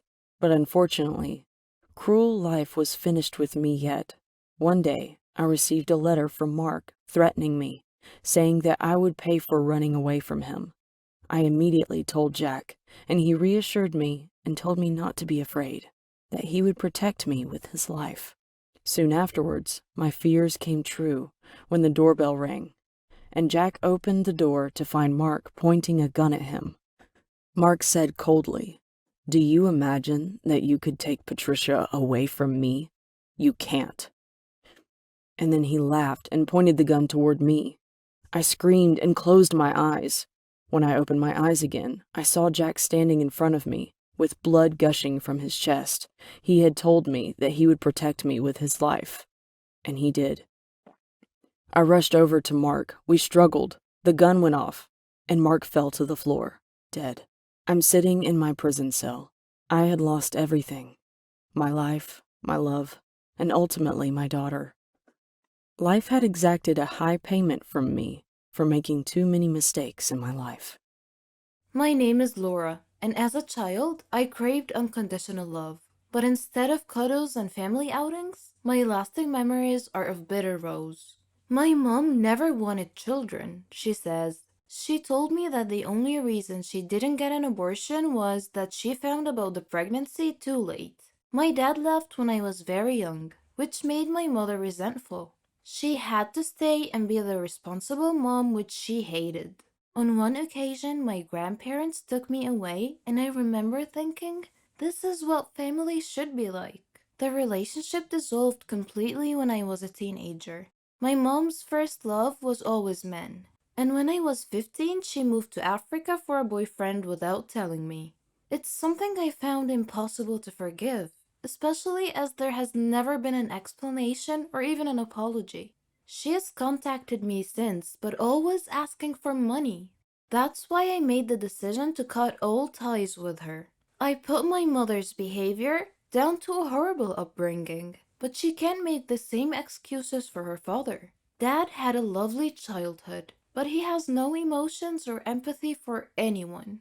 We haven't spoken in 7 years. Although she's so close to his parents and they encouraged her and her dad to repair the damaged relationship, it brought her nothing but more hurt. After he left my mom, he went on to have a new family. That was really hard for me to handle when he's made so little effort with me. My issues with my mom and dad have badly affected my mental health all throughout my life. I see a therapist regularly now to try to help me deal with the emotions. When I get married next year, neither of my parents will be invited. I grew up thinking I did something wrong for my parents not to want me. My only regret is not telling my dad how much I hated him. I don't hate my mom. I just feel sorry for her and I wish she could see what she's done. Ending all contact with a parent may sound extreme, but for me, it was an act of self-preservation. My dad left when I was 8, and I haven't spoken to my mom once since I moved to Germany 10 years ago. She wasn't maternal and had a really bad temper, which she took out on me. She would never be affectionate, and I felt unloved. I believe my mother may have had a miserable childhood, which meant she lacked the emotional tools to be a good parent. After I grew up and had my own daughter, our relationship got even worse. My mother never came to see me or her granddaughter, but she did form a close bond with her son's new family. It hurt me that she made an effort to spend time with my brother's children and not mine. Over time, I have come to terms with the fact that she never loved me. I don't hate her or feel sorry for her. I just don't want her in my life anymore. Andy hasn't spoken to Mom for 25 years, after they stopped communicating in his early 20s. For him, the problem was a lack of respect and common values. I grew up in a children should be seen and not heard household, where my parents' opinion was the only right one. We would have dinner in silence, and my parents never encouraged me in my interests or activities. He says he was never praised for his achievements, only criticized for doing wrong things. Whatever I did, it was never good enough. If I did well at something, my dad would always have to prove he was better. The house rules were strict, and he was sent to bed by 10 p.m. every night, even at the age of 16. But instead of sleeping, Andy found himself listening to the radio to escape the boredom. He quickly became interested in current affairs and politics, which gave him a new insight into the world. It made me realize that my parents' views were snobby, sexist, and racist. I was never allowed to voice any opinion that contradicted their views, or I'd be sent to my room. It made me lose respect for them. Andy and I were living in the same house, but we hadn't had a conversation for over a year. I can't say I regretted not making up with him. He was miserable to be around. Several years later, Andy graduated from university and bought a house. I was so proud, but my mom told me it was horrible. She said it looked like a council house and asked why he wanted to live in a slum. As his career advanced, she became more critical and constantly compared him with his half-brother. I was 21 and felt successful, but she was ashamed of everything I did because it didn't fit her snobbish ideals. Eventually, he stopped contacting both my mother and his brother, and has never looked back. It wasn't really a difficult decision to make because we had nothing in common and they didn't accept me or my life choices. Andy understands why some people see this as a surprising decision, but has no interest in sustaining a relationship for the sake of it. I feel like seeing your parents out of duty is wrong. If you have made no effort to build a relationship with your children, I don't think you can expect them to be there. For other families, the rift is a result of the parents' divorce. Like my friend Helen, she lost contact with 2 of her 4 adult children this year, after ending an emotionally abusive relationship with their father. Since they separated in 2011, it's been a slow process of parental alienation. Her son hasn't spoken to her since last year, and her middle daughter is now ghosting her on every channel of communication. She believes her former partner has used the same manipulation tactics on her children as those that destroyed their marriage. Once the kids got older and she developed her own life and interests, her ex became controlling and tried to stop her from doing the things that she liked. During a period of gaslighting that spanned many years, she says he told lies about her behavior to friends and family. Once he told them she was drunk and suicidal and she had gone missing. In reality, she had gone to the supermarket. When she joined a local band, he told everyone she was crazy and that she wanted to run away and become famous. Over time, her husband's side of the story was believed and Helen began feeling alienated from her family. She sadly lost her mom a few years ago, and her dad is a man's man and took her ex's side. The divorce impacted the children big time and damaged them emotionally. Despite making every effort to build bridges with her children, she admits she doesn't know what their father has told them. He has always made an argument before parties and celebrations to prevent her from coming to the event. He also accused her of having an affair, even though she never cheated on him. The relationships with her 2 estranged children became so strained that she wasn't given a chance to discuss what had happened. The only explanation they've ever given her is that she doesn't care about them or that she treats them as little kids. Though losing contact has been an extremely painful experience for both of us, I don't blame anyone. Not me, not my mom, not Helen, and not her children. It's no one's fault. I can very much relate to how Helen's children felt. They're like goldfish swimming in a tank where someone keeps adding a tiny bit of color every day until they start to see things in a completely different way. I would love a chance to reconnect with my mom, but I can't see how it will happen. At the moment, I feel like I'm standing outside and they're inside a glass room. I really miss my mom, my brother, and definitely my dad. With all the problems and crises that we face in our lives, we need someone to offer us support and encouragement, even if it's just a simple word.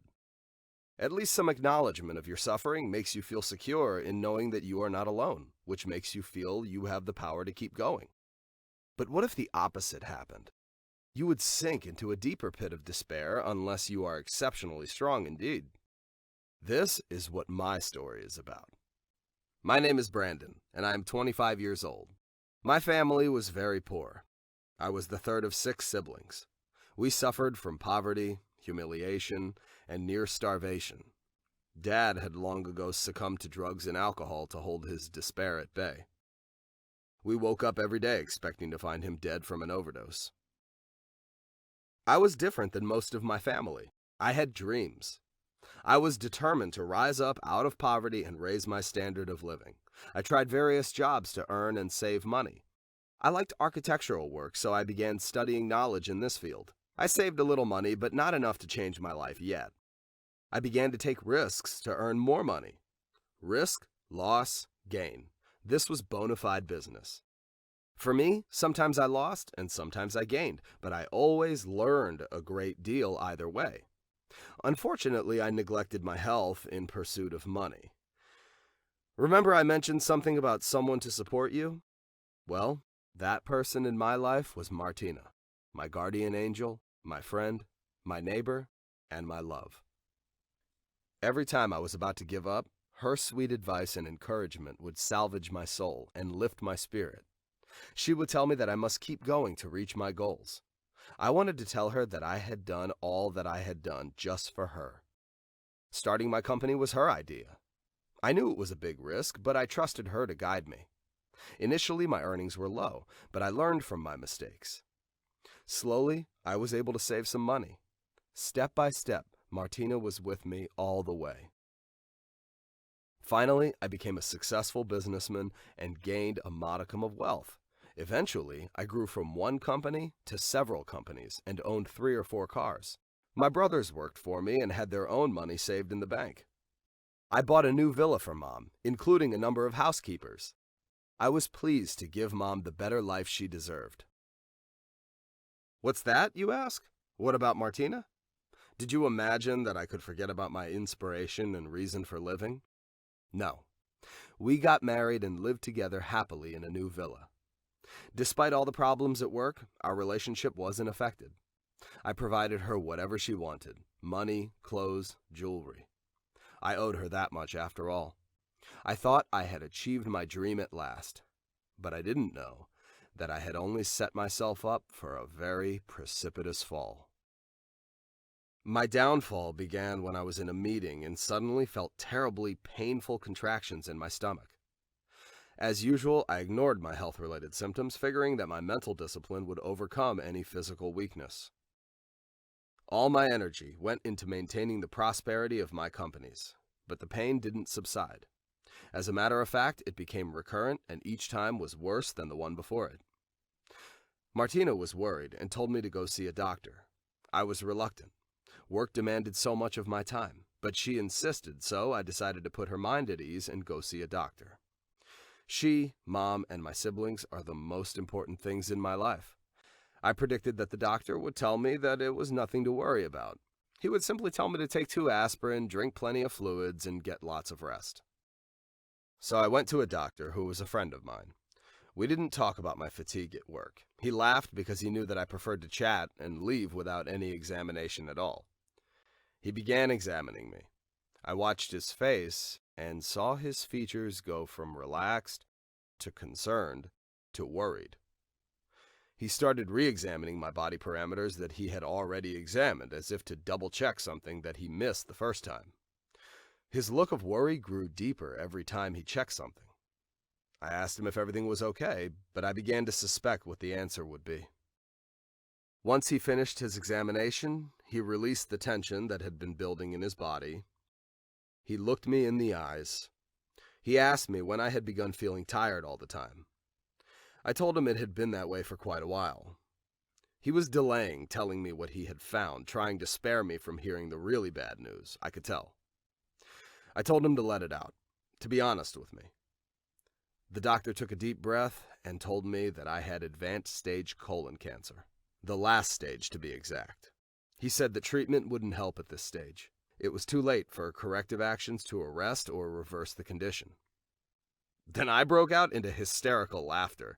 "You must be joking, Doc. What do you mean by the last stage? There isn't any such thing, right?"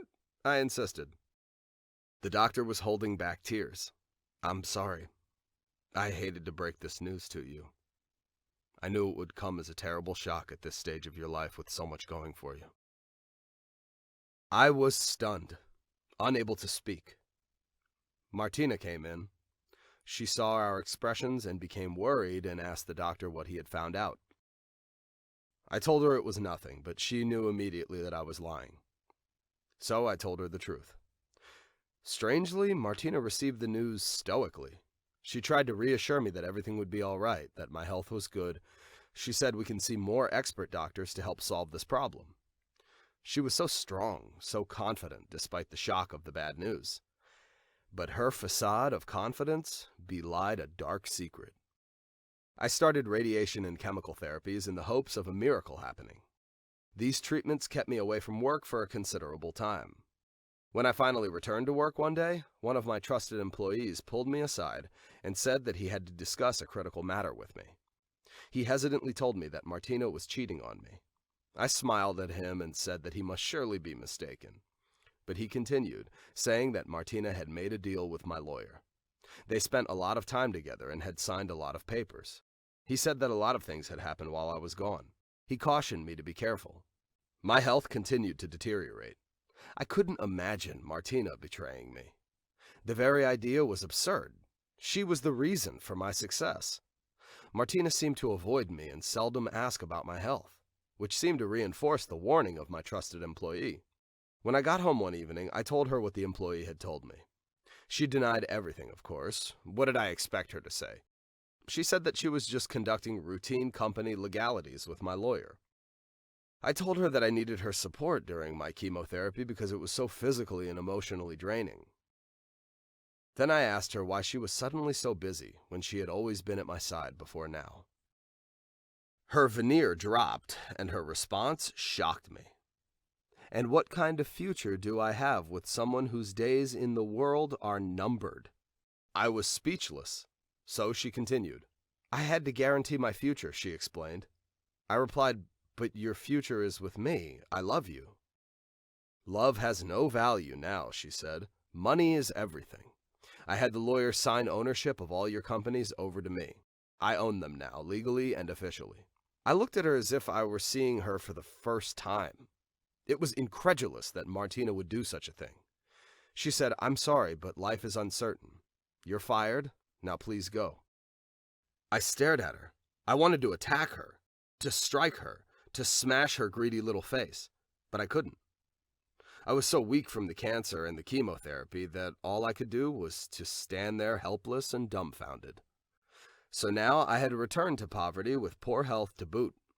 I had lost my faith in people and lost confidence in myself. I was crushed, beaten, fallen. I didn't know what to do, but I was still hopeful that some miracle would happen, so I decided not to give up just quite yet. First, I had to recover.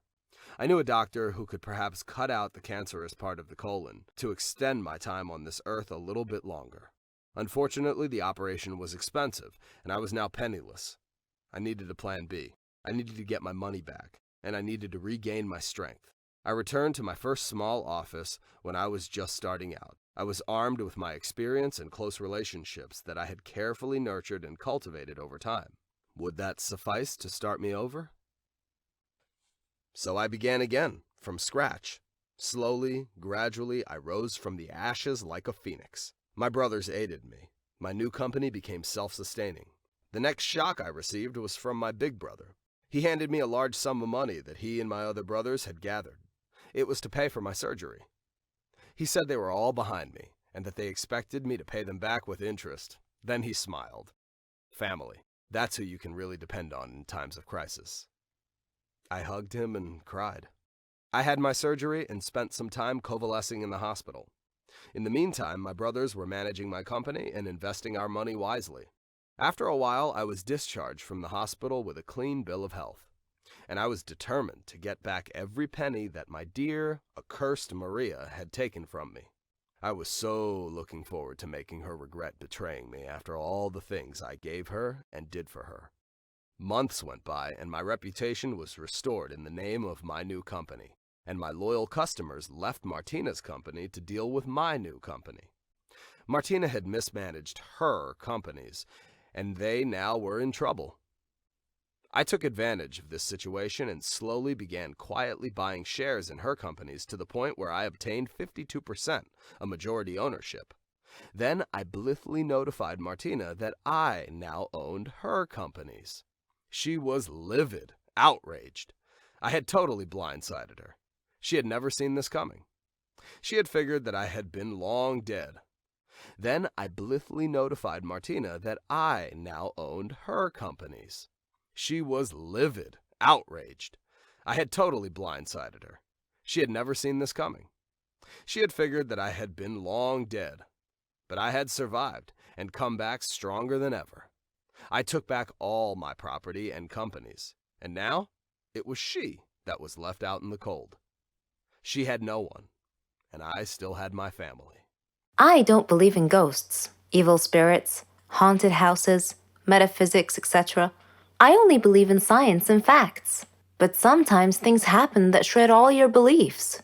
I want to introduce myself. I'm Lisa. I'm 14 years old.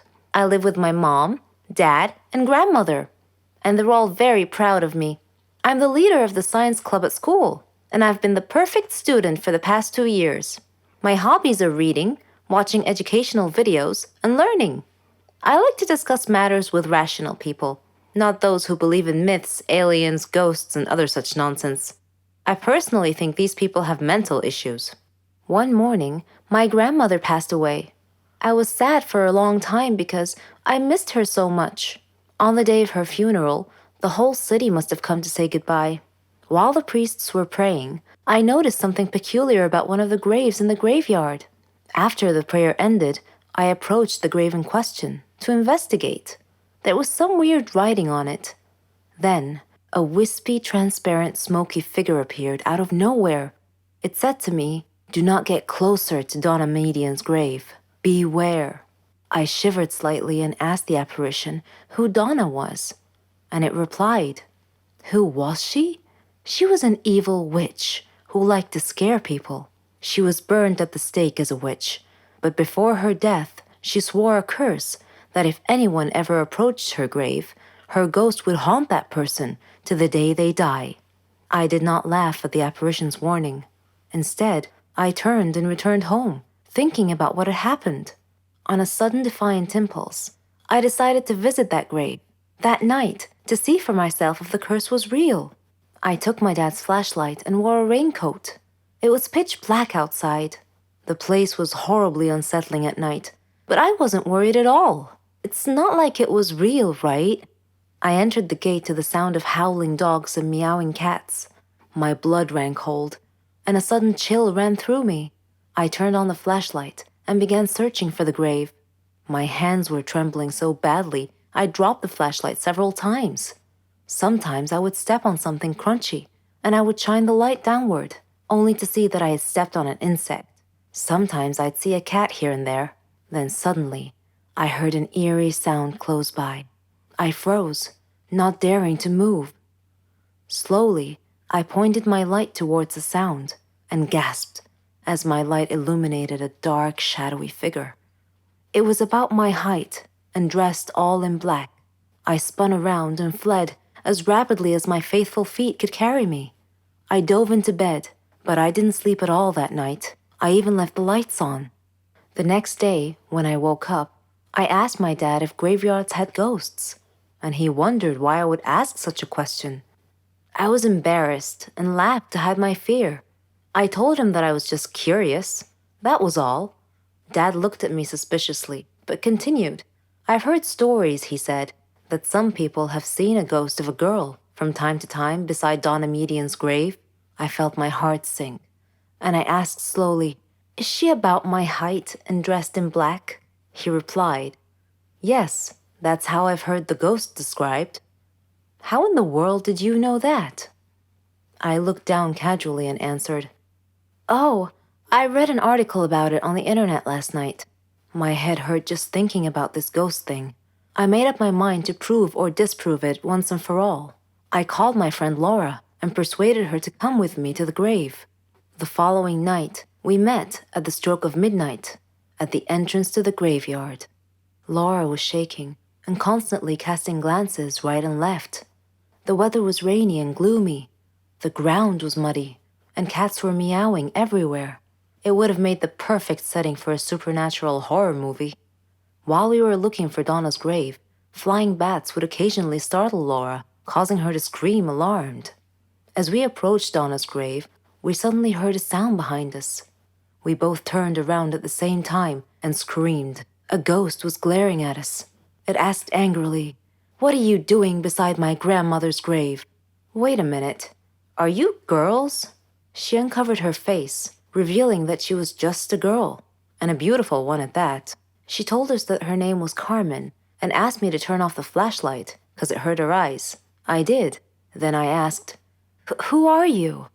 She replied, "I'm the 5th grandchild of Donna Median, the poor woman in this grave who has been wrongly accused."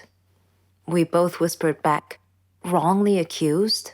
She continued saying, "Yes, she was a victim of the Holocaust during World War II. Afterwards, she became a simple doctor who treated people who were afflicted with epilepsy. As usual, there are always some small-minded superstitious people looking to make trouble for others. They accused her of being a witch because they considered epilepsy to be a disease caused by a demon's touch.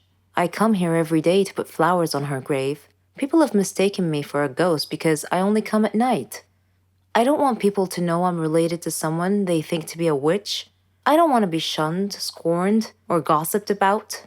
I tried to comfort her and calm her a little by saying, "Don't worry, Carmen. Your grandmother's spirit may be able to rest in peace if you tell people the truth now. We live in more modern times, and there's no need to worry. I won't tell anyone about you being the ghost. It'll be our little secret." Carmen laughed. She and I became good friends after that. Ever since that day, whenever I hear someone talking about ghosts, I just look at the photo I took of Carmen and I break out laughing.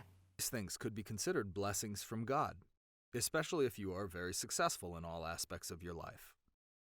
You should be very grateful and appreciate all these gifts, because if you take them for granted and then lose them, you will regret it deeply. Believe me, I know. And my story is how I know. My name is Chris. I am 39 years old and am a news presenter for a local TV channel. I grew up in a poor family. My dad was a low-paid laborer, and I had no desire to follow in his footsteps, so I decided to get a job in life as fast as possible to begin earning money early in life. I first worked as a grocery clerk in sales in a packaging plant. After that, I worked at a lot of different jobs, earning money to support my family and my studies. I earned good grades at my university in the Faculty of Mass Communications, so I would have a chance at getting my dream job of being a news presenter. And I succeeded. In my first job as a news presenter for a local TV channel, it was my duty to prepare programs. Being a news presenter had always been a dream of mine. I was young and wanted to be famous and well known as a TV personality. It was not as easy as I thought it would be, but I was finally able to eventually achieve my dream of becoming a famous news presenter. I was able to move my family into a bigger house. I married a girl whom I loved and with whom I had 2 children. My life was moving along smoothly in accordance with my plans in life. But fate doesn't like happy endings, it seems, and my life took a dark turn.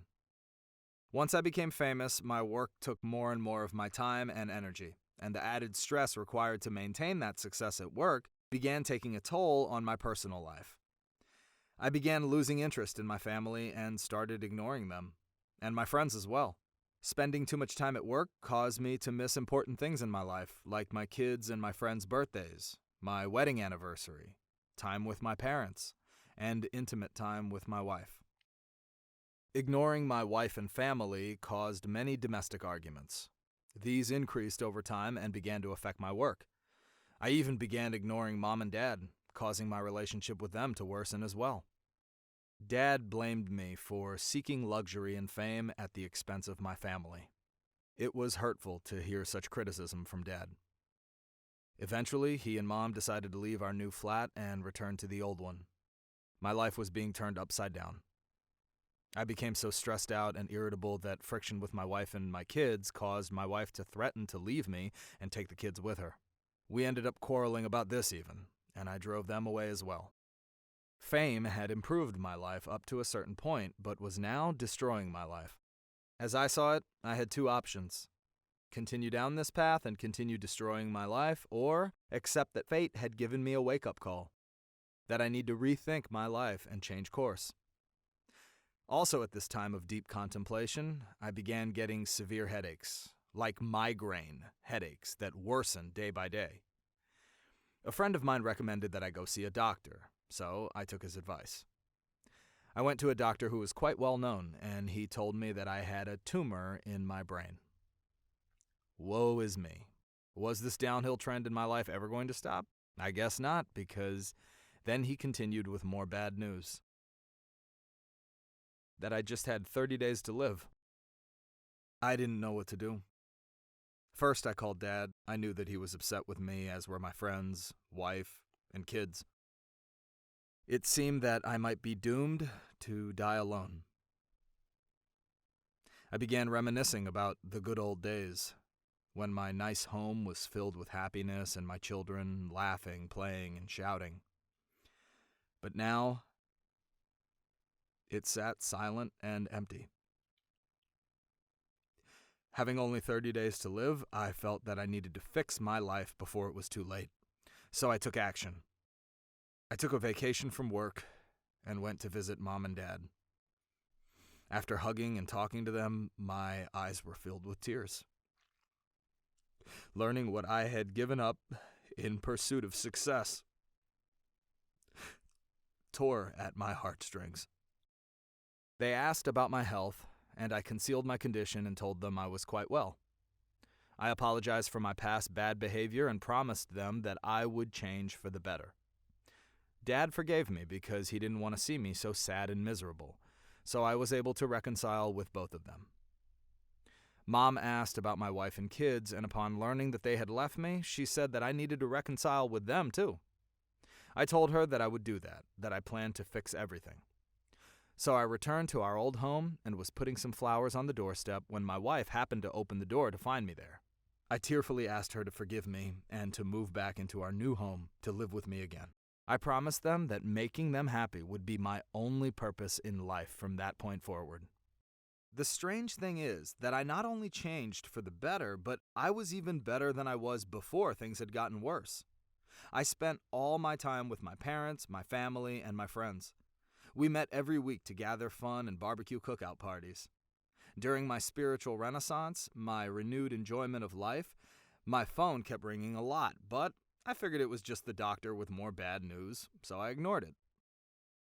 Then one day, I gathered all the family together and told them the truth. That I was going to die very soon. It was a major shock to everyone. My wife fainted, and my parents and kids were all crying. Finally, I was ready to answer the numerous phone calls that had been coming in. They were from the lab. The lab technician informed me that they had mixed up my medical records with someone else's, and that person had died within the predicted 30 days. However, I was off the hook. They apologized profusely for their mistake and hung up. I was so ecstatic. If there's really a cloud 9, then I was there. I walked outside and looked up at the clear blue sky with my eyes full of tears, basking in the warmth of the sun and savoring the cool breeze of life teasing at my hair and face. Fate had given me another chance, and I did not intend to waste it the second time around. I would live the rest of my life as if I only had 30 days to live. I believe in the metaphysical world and that there are many mysteries that we don't understand yet, like souls, ghosts, and black magic. Are there really evil spirits who wish to do us harm? Well, I may have an answer for you. My name is Ralph, and I am 15 years old. My life became a journey to study the metaphysical world. My parents always told me that reading books about the supernatural world would mess with my mind, but I didn't care. My friends share my interest in the occult. I remember the first time we tried to summon a spirit. We drew a pentagram on the floor and placed black candles at the points of the star in preparation for the ceremony. After the ceremony started, we waited for a spirit to appear, but all we summoned was a small rat. Even so, we were afraid of rats, so it was still a scary experience for us, but not in the way we expected. In our second experiment, we tried to summon the soul of a girl named Mary. Although it was a fun ritual, not much happened. The power went out and we reclosed a breaker and the lights came back on. Then, we heard the voice of a small girl crying and the voice of some woman saying, "No one can get into my forbidden area." We all screamed and ran away, but then we learned later that this was just the TV that we had heard. But that doesn't mean that supernatural events never happen. Don't forget that. In our third experiment, we tried to communicate with creatures from the planet Uranus by sneaking into a clinic that belonged to a friend's father and connecting an electrocardiograph machine to a girl's hands and feet. I thought she was going to die, but she recovered. Now, you may say that I'm experiencing hallucinations and that all our failed attempts could be explained away by normal phenomena. But what I am going to tell you may make you change your mind and your notions about the afterlife. On Independence Day, we were traveling up north to visit our aunt. Along the way, we stopped at a gas station next to a gypsy camp. The gypsies were gyrating in some kind of wild dance to the rhythm of tambourines, as if they were doing some macabre ritual of black magic and voodoo. At least that's what it looked like to me. I thought it was cool and imagined myself living the life of a carefree gypsy. Among them was a woman with tattoos all over her body. As we pulled into the gas station, she was staring at me intently, and I felt strange, as if her gaze had affected me in some way. After stopping at the gas station, Dad and I got out of the car, and I was surprised when the tattooed gypsy woman approached me and presented me with a cute black cat in a small metal cage. I knew that superstitious people feared black cats and believed them to be omens of bad luck, but personally, I disagreed with them. Cats are cats, regardless of the color of their fur. I thought she was trying to sell it to me and asked her how much it cost. She told me that it was a present given to me for free. I thanked her and she turned and left. Dad finished filling up the car's gas tank and we drove away. My parents were surprised when they saw that I had magically gained a black cat in a cage, so I explained what had happened with the gypsy woman. Dad didn't like the cat's black color. He said it looked so dour and gloomy. Just as Dad said that, the cat turned its head towards Dad and hissed at him, as if he took offense at the comment about his fur. When we got home, I opened the cage and let the cat out. It walked around the flat and seemed to be looking for something. Mice, probably. I made it a cozy bed from a blanket and gave it some food. We played together for a bit. Though I had thought it cute before, its movements and features started to strike me as predatory or hostile in some way. I couldn't quite put my finger on it, but I shrugged it off, thinking that we'll get used to each other in a few days. Later, I began noticing that it had a quirky knack for disappearing and reappearing, as if by magic. At times, I would hear the cat meow, as if it were glaring at something. But when I would try to see what it was looking at, there was nothing there. One evening, after visiting a friend, I went home and wanted to get some sleep. Normally, the cat would sleep beside me, but on this particular day, I couldn't find it anywhere. Suddenly, the power and lights went out, and all I could see was darkness. I heard something moving along the wall. I scrabbled around and found a flashlight and shined around. There was the cat. Its reflective eyes shined white, and its canine teeth loomed large like tiger fangs. Big and conspicuous, and ready to bite into something juicy. It was glaring at me as if I were that juicy something, but I yelled at it, and it retreated. My parents had come to see what was going on, so I pointed at Sparky. I had named the cat Sparky, and told them that Sparky seemed like he wanted to attack me. But they paid me no heed. Later that night, I was trying to go to sleep when I suddenly noticed that Sparky was lying right next to me. I broke out in a cold sweat. When I told my parents about Sparky's magical appearance at my bedside, they told me that I was just sleep deprived and that I would feel better after getting some sleep. I finally got to sleep and dreamed that I was in a dark house shining a flashlight around and that Sparky was getting ready to attack me again. I woke up with a start and found Sparky sleeping next to me. I told Mom about my nightmare, but she brushed it off as a bad dream or indigestion from dinner. Then one day, my parents had to visit one of our relatives, and so left me home alone with Sparky. I was really nervous. I tried to find Sparky, intending to return it to that darn gypsy woman, but it pulled its disappearing act again and couldn't be found. That night, my parents were outside when the lights went out again. Again, I heard a sound. Shined the light, saw Sparky with the white eyes and large fangs glaring at me as if ready to pounce on me and attack. Deja vu. I must have fainted because later I woke up to find my parents standing beside me, shaking me to wake me up. They looked worried. I told them about Sparky in the dark, ready to attack again. I asked where Sparky was, but they didn't know. We searched for it everywhere, but couldn't find it. After that day, I began feeling better. Had I been dreaming? Had I been hallucinating? Was it just my imagination? Was Mom right about my books on the supernatural messing with my mind? Sitting, I sighed and dropped my hand to my side. It fell upon something warm and fuzzy. Sparky was there.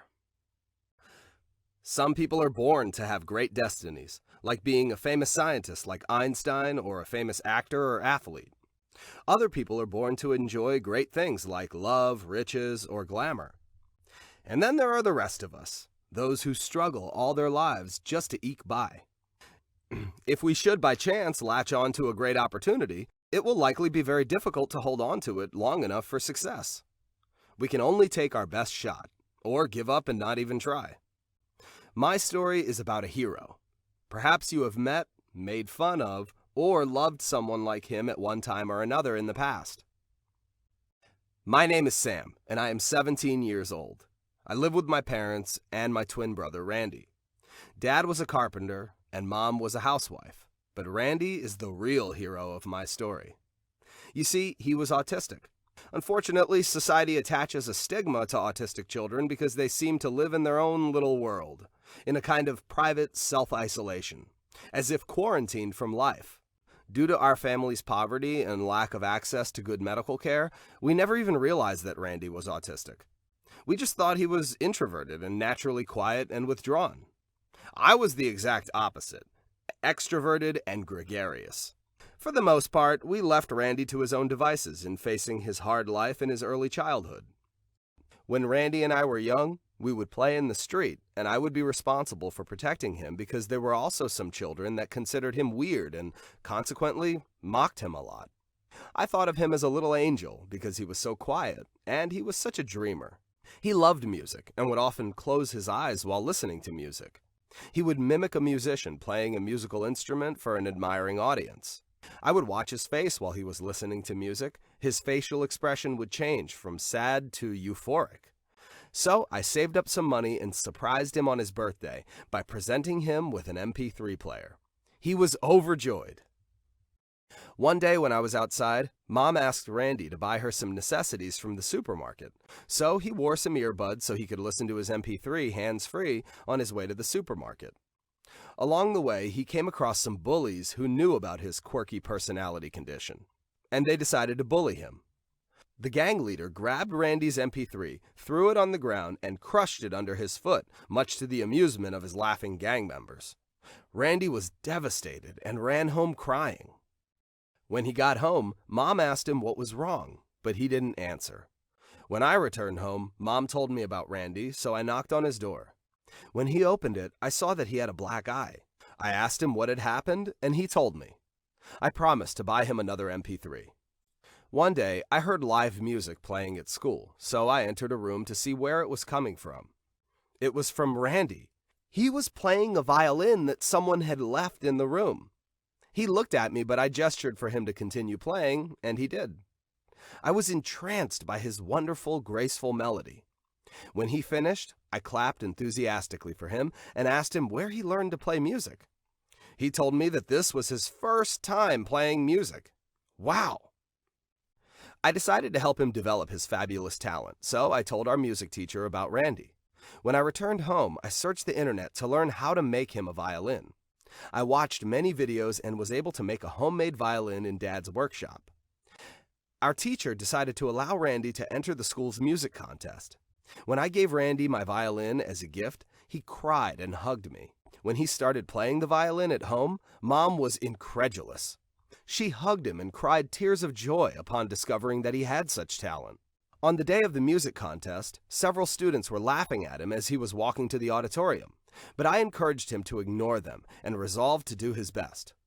Once he started playing, the whole auditorium went quiet and still. After a while, I could see some students actually crying due to the slow, sad, seesaw strokes on his violin strings. When he finished, he received a thunderous standing ovation. He was clearly amazed at the audience's reaction, and he cried tears of happiness and pride. Afterwards, I hugged him, and he hugged me back. Randy still has a long road to hoe in life, but Mom, Dad, and I will be there to support him on his way to the top. I adore my family. I adore our get-togethers, our joking around, our meals, everything. I can't imagine my life without them. But one day, I almost killed them all. No, I'm not insane, I assure you, so don't worry. I'll tell you what happened.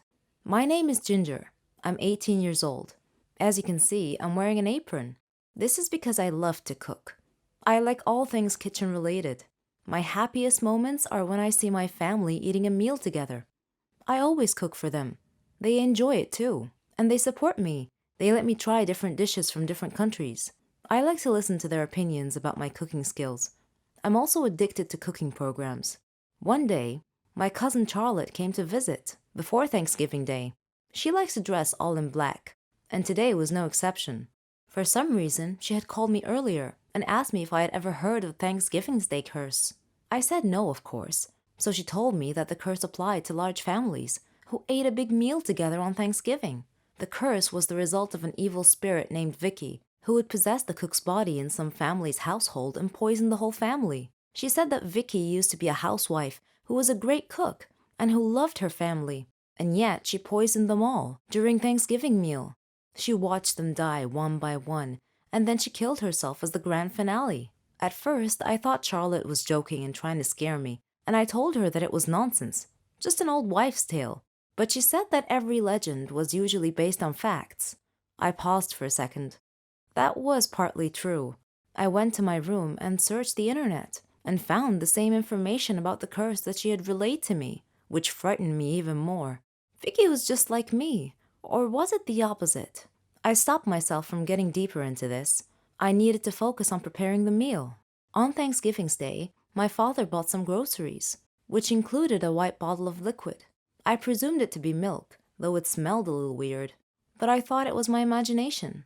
My aunt called and said she would be arriving a few minutes later, so I had to hurry and finish the meal quickly.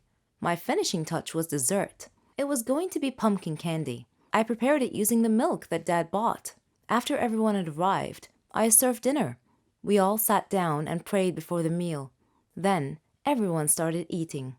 Things were going well. Everyone was chatting merrily and complimenting me on the food. I was overjoyed. But somehow, I couldn't shake this feeling that something was wrong. I looked at Charlotte, but she smiled supportively. Suddenly, one by one, the people around the table started clutching their stomachs and groaning in pain. The last thing I remember before I lost consciousness was my brother calling the ambulance. When I woke up later, I was lying in a hospital bed, alongside all my family members, who were also lying in the hospital bed. The doctor came in and reported happily that we would all be fine. Then he looked at me and winked. He also said, "Next time, young lady, I suggest not using white paint in your cooking." And that was how I almost killed my loving family. Hi, my name is Sandra, and I'm 17 years old. People used to call me Evil Eyes, not because I had a strange face, but because of my eyes. I had a genetic mutation, so my eyes were different colors. One was light gray and the other was dark brown. This effect made me look like an evil witch, a point of morbid curiosity. Whenever I would enter a public area, people would follow me with their eyes. Whenever children would see me, they would begin crying in fear. I had very few friends because people mocked whoever hung around with a freak like me. Society's negative reaction to my condition forced me to wear a light gray colored contact lens over my dark brown eyes so that both eyes appeared light gray in color.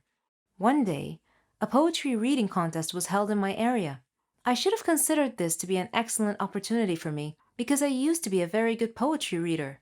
But I stopped due to the people making fun of my eyes. So when I learned about the contest, I wasn't as excited as I normally would have been.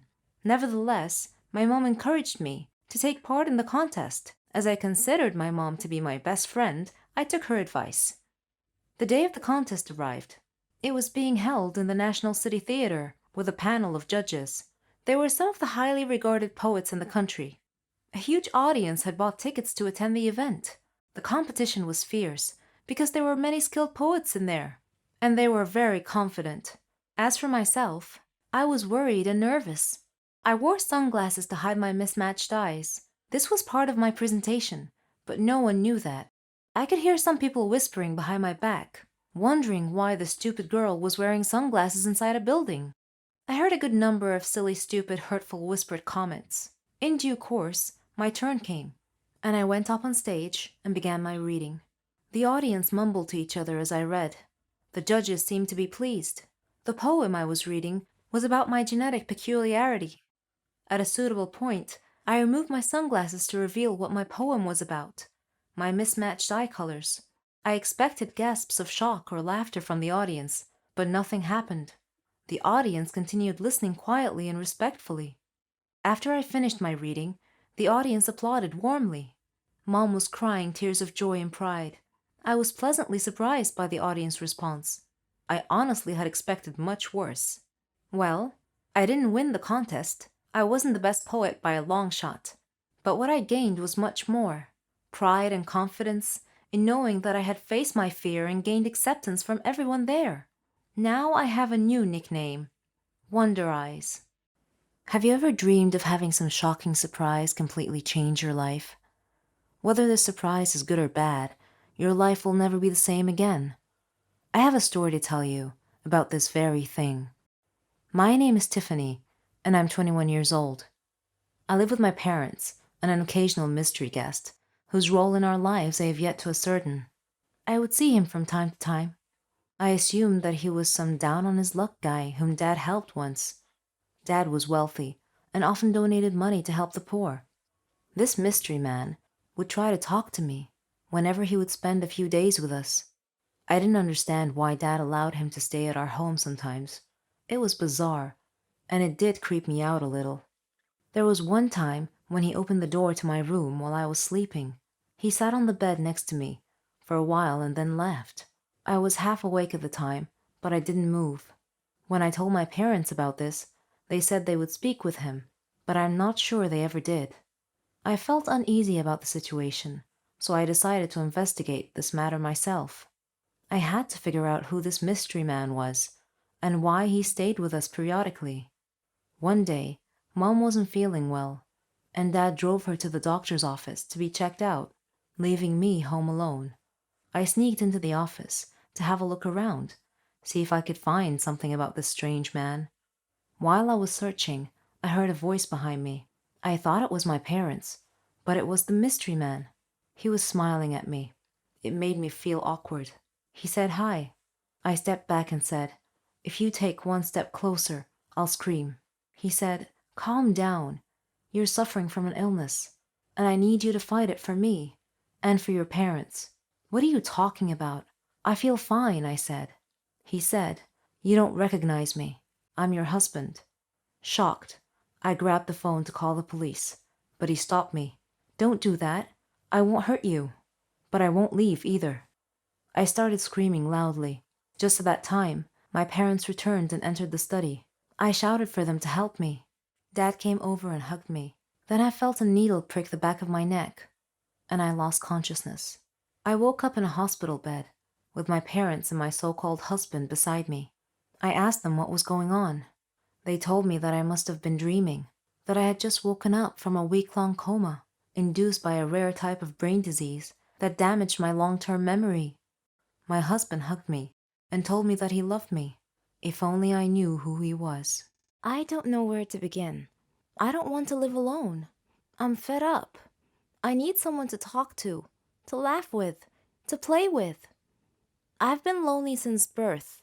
My name is Bella, and I'm 10 years old. And this is my story. I lived with my parents in a nice, quiet neighborhood. My father was an engineer, and my mother was a housewife. Father used to travel a lot, but my mom always stayed home with me. Father was always busy. Whenever I asked him to play with me, he'd play with me for a while. Then he'd get a phone call and leave me by myself. Mother was always worried about me. She feared everything on the street, from friends to neighbors. My neighborhood didn't have any kids for me to play with. My parents used to fight a lot. I often saw Mother with her face colored blackish blue. Whenever I would ask her about it, she wouldn't reply. I didn't have any friends because Mother didn't want me to have any. I guess she was afraid they would hurt me. I don't know. One time, my parents were sitting together, and I asked Father why I didn't have any brothers or sisters. He told me to ask Mother, but Mother would just sit there silently, without answering. Later, there came a time when Father grabbed Mother and began beating her. I tried to pull him away from her, screaming, "Leave her alone! Let her go!" He slapped me hard, and I fell down. The last thing I heard before I lost consciousness was my mom screaming. I woke up later in the hospital to see my mom crying. She asked me if I was okay, and I nodded. When we returned home, my father wasn't there. I asked Mom where he was, but she simply said that he left on a very long business trip. I was feeling a little sad, but Mom surprised me with a doll. This was the first time that Mom had ever given me a doll. She said that doll would be like my little sister. I hugged it tightly and said to it, "Nancy, you and I are going to be the best sisters ever." Mom often left me with Nancy when she had to go out to do business. It was okay though. I felt that Nancy could understand me whenever I spoke to her. Time passed quickly. One day, Mom came home tired and went to sleep on the couch. I made a tent in my room where I collected all of my toys and played with Nancy. I was speaking to Nancy and telling her how beautiful she was and how I felt lucky to have her as a sister. Then I asked her, "Nancy, do you know why Father left us?" Miraculously, Nancy answered me, saying, "Father left you because he never really loved you to begin with." I was shocked and took 2 steps back. Then I said with a trembling voice, "Nancy, you can speak?" Nancy answered and said, "Of course. Can't all dolls?" From that moment on, Nancy and I lived in our own private little world. We didn't let anyone know about this. It was our secret. Once, when we were sitting alone, Nancy said to me, "Bella, I need to tell you something." "What is it?" I asked. Then she said the strangest thing. "You have to leave this world because you deserve a better one." That didn't make sense. Actually, it felt more like a threat. It frightened me, and I called for Mom. When she came in, I told her what Nancy had just said to me. She replied saying, "Nonsense, Bella. Nancy is just a doll. She can't talk. Maybe you're just tired. Get some sleep." So I tried to sleep, but Nancy wouldn't let me sleep. She left me alone until midnight, then she woke me up. She put her hand over my mouth and whispered, "Please listen to me. Don't scream, okay?" she said. "I know all your fears, your father's cruelty, your loneliness, your love for me, how your love and belief in me transformed me from a toy to a sentient doll. I really love you, Bella, and I want you to be happy." Her words calmed me down, and I said, "You're right, Nancy. So what do we do then?" She explained her plan to me. In 2 days' time, We'll run away from home to a place called Toyland, where we'll meet some great friends. Whenever Mom was busy with work, I would speak and laugh with Nancy, and whenever Mom would enter the room and ask me who I was speaking to, I would laugh and point at Nancy. I could see in Mom's eyes that she was beginning to worry about me. One day, as Nancy and I were preparing our stuff to escape, we were looking at a map we had prepared. Then, unexpectedly, Mom came into the room.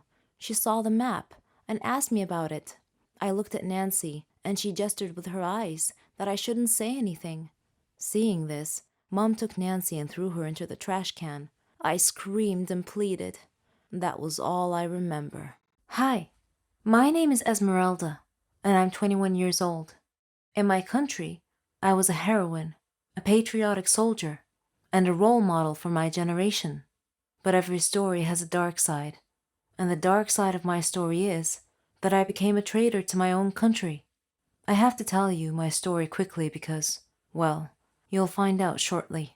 My spy career began when some terrorists attacked my country. I was assigned to a counter-terrorism battalion, and we were fighting for our lives. Though we were a strong group, the terrorists were suicidal maniacs who had decimated our troops by just charging into our midst and detonating their explosive vests. Only a few of us survived, fighting against overwhelming odds. Then, an opportunity revealed itself. I noticed that the terrorists were hiding behind some large pipes, natural gas pipelines. As a matter of fact, I shot the biggest pipe and killed them all. I became the heroine to a grateful nation, and suddenly, people were naming their children after me. Everyone wished to be like me. Then, one day, I received a phone call from an anonymous caller who threatened to kill my family if I didn't do what he demanded.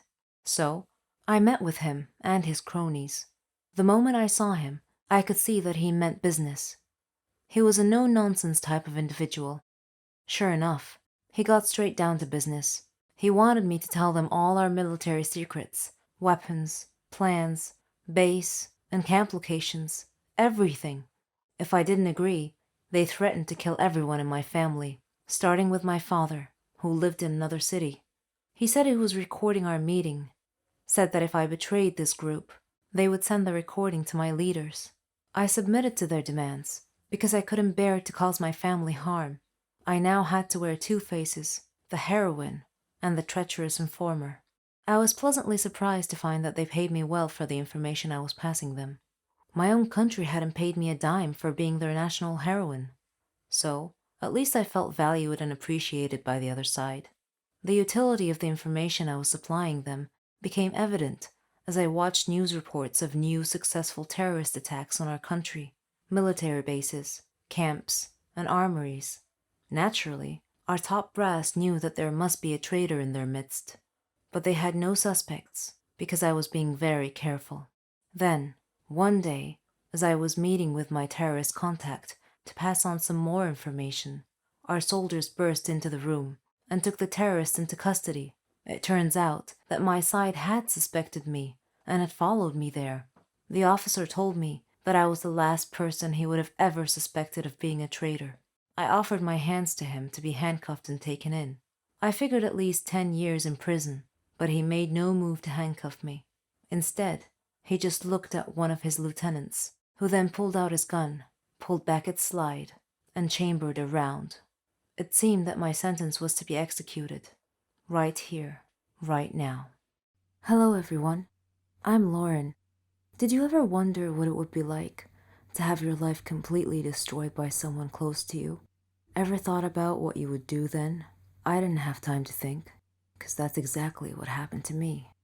It all started 2 years ago. I lived a quiet life with my mom and dad and my sister. I loved my family. We were always together. We were happy until that fateful day. My dad got fired from his work, a big company. He had worked there for 20 years. The only money we had then was what he had managed to save over the years. Finding a new job wasn't easy. It was a hard time for all of us, especially my dad. He was becoming desperate. At times, he just sat there, quietly, deep in thought, and I rarely saw him smile since. One late night, we were still up waiting for him, when he walked through the door. But something was different. He wasn't walking straight. It was the first time in my life seeing him drunk. I decided to take matters in my own hand. I started job hunting. I was lucky enough to find something suitable at a startup company. The pay was good enough, and the more I worked, the more I earned. I was trying my best to get our life back.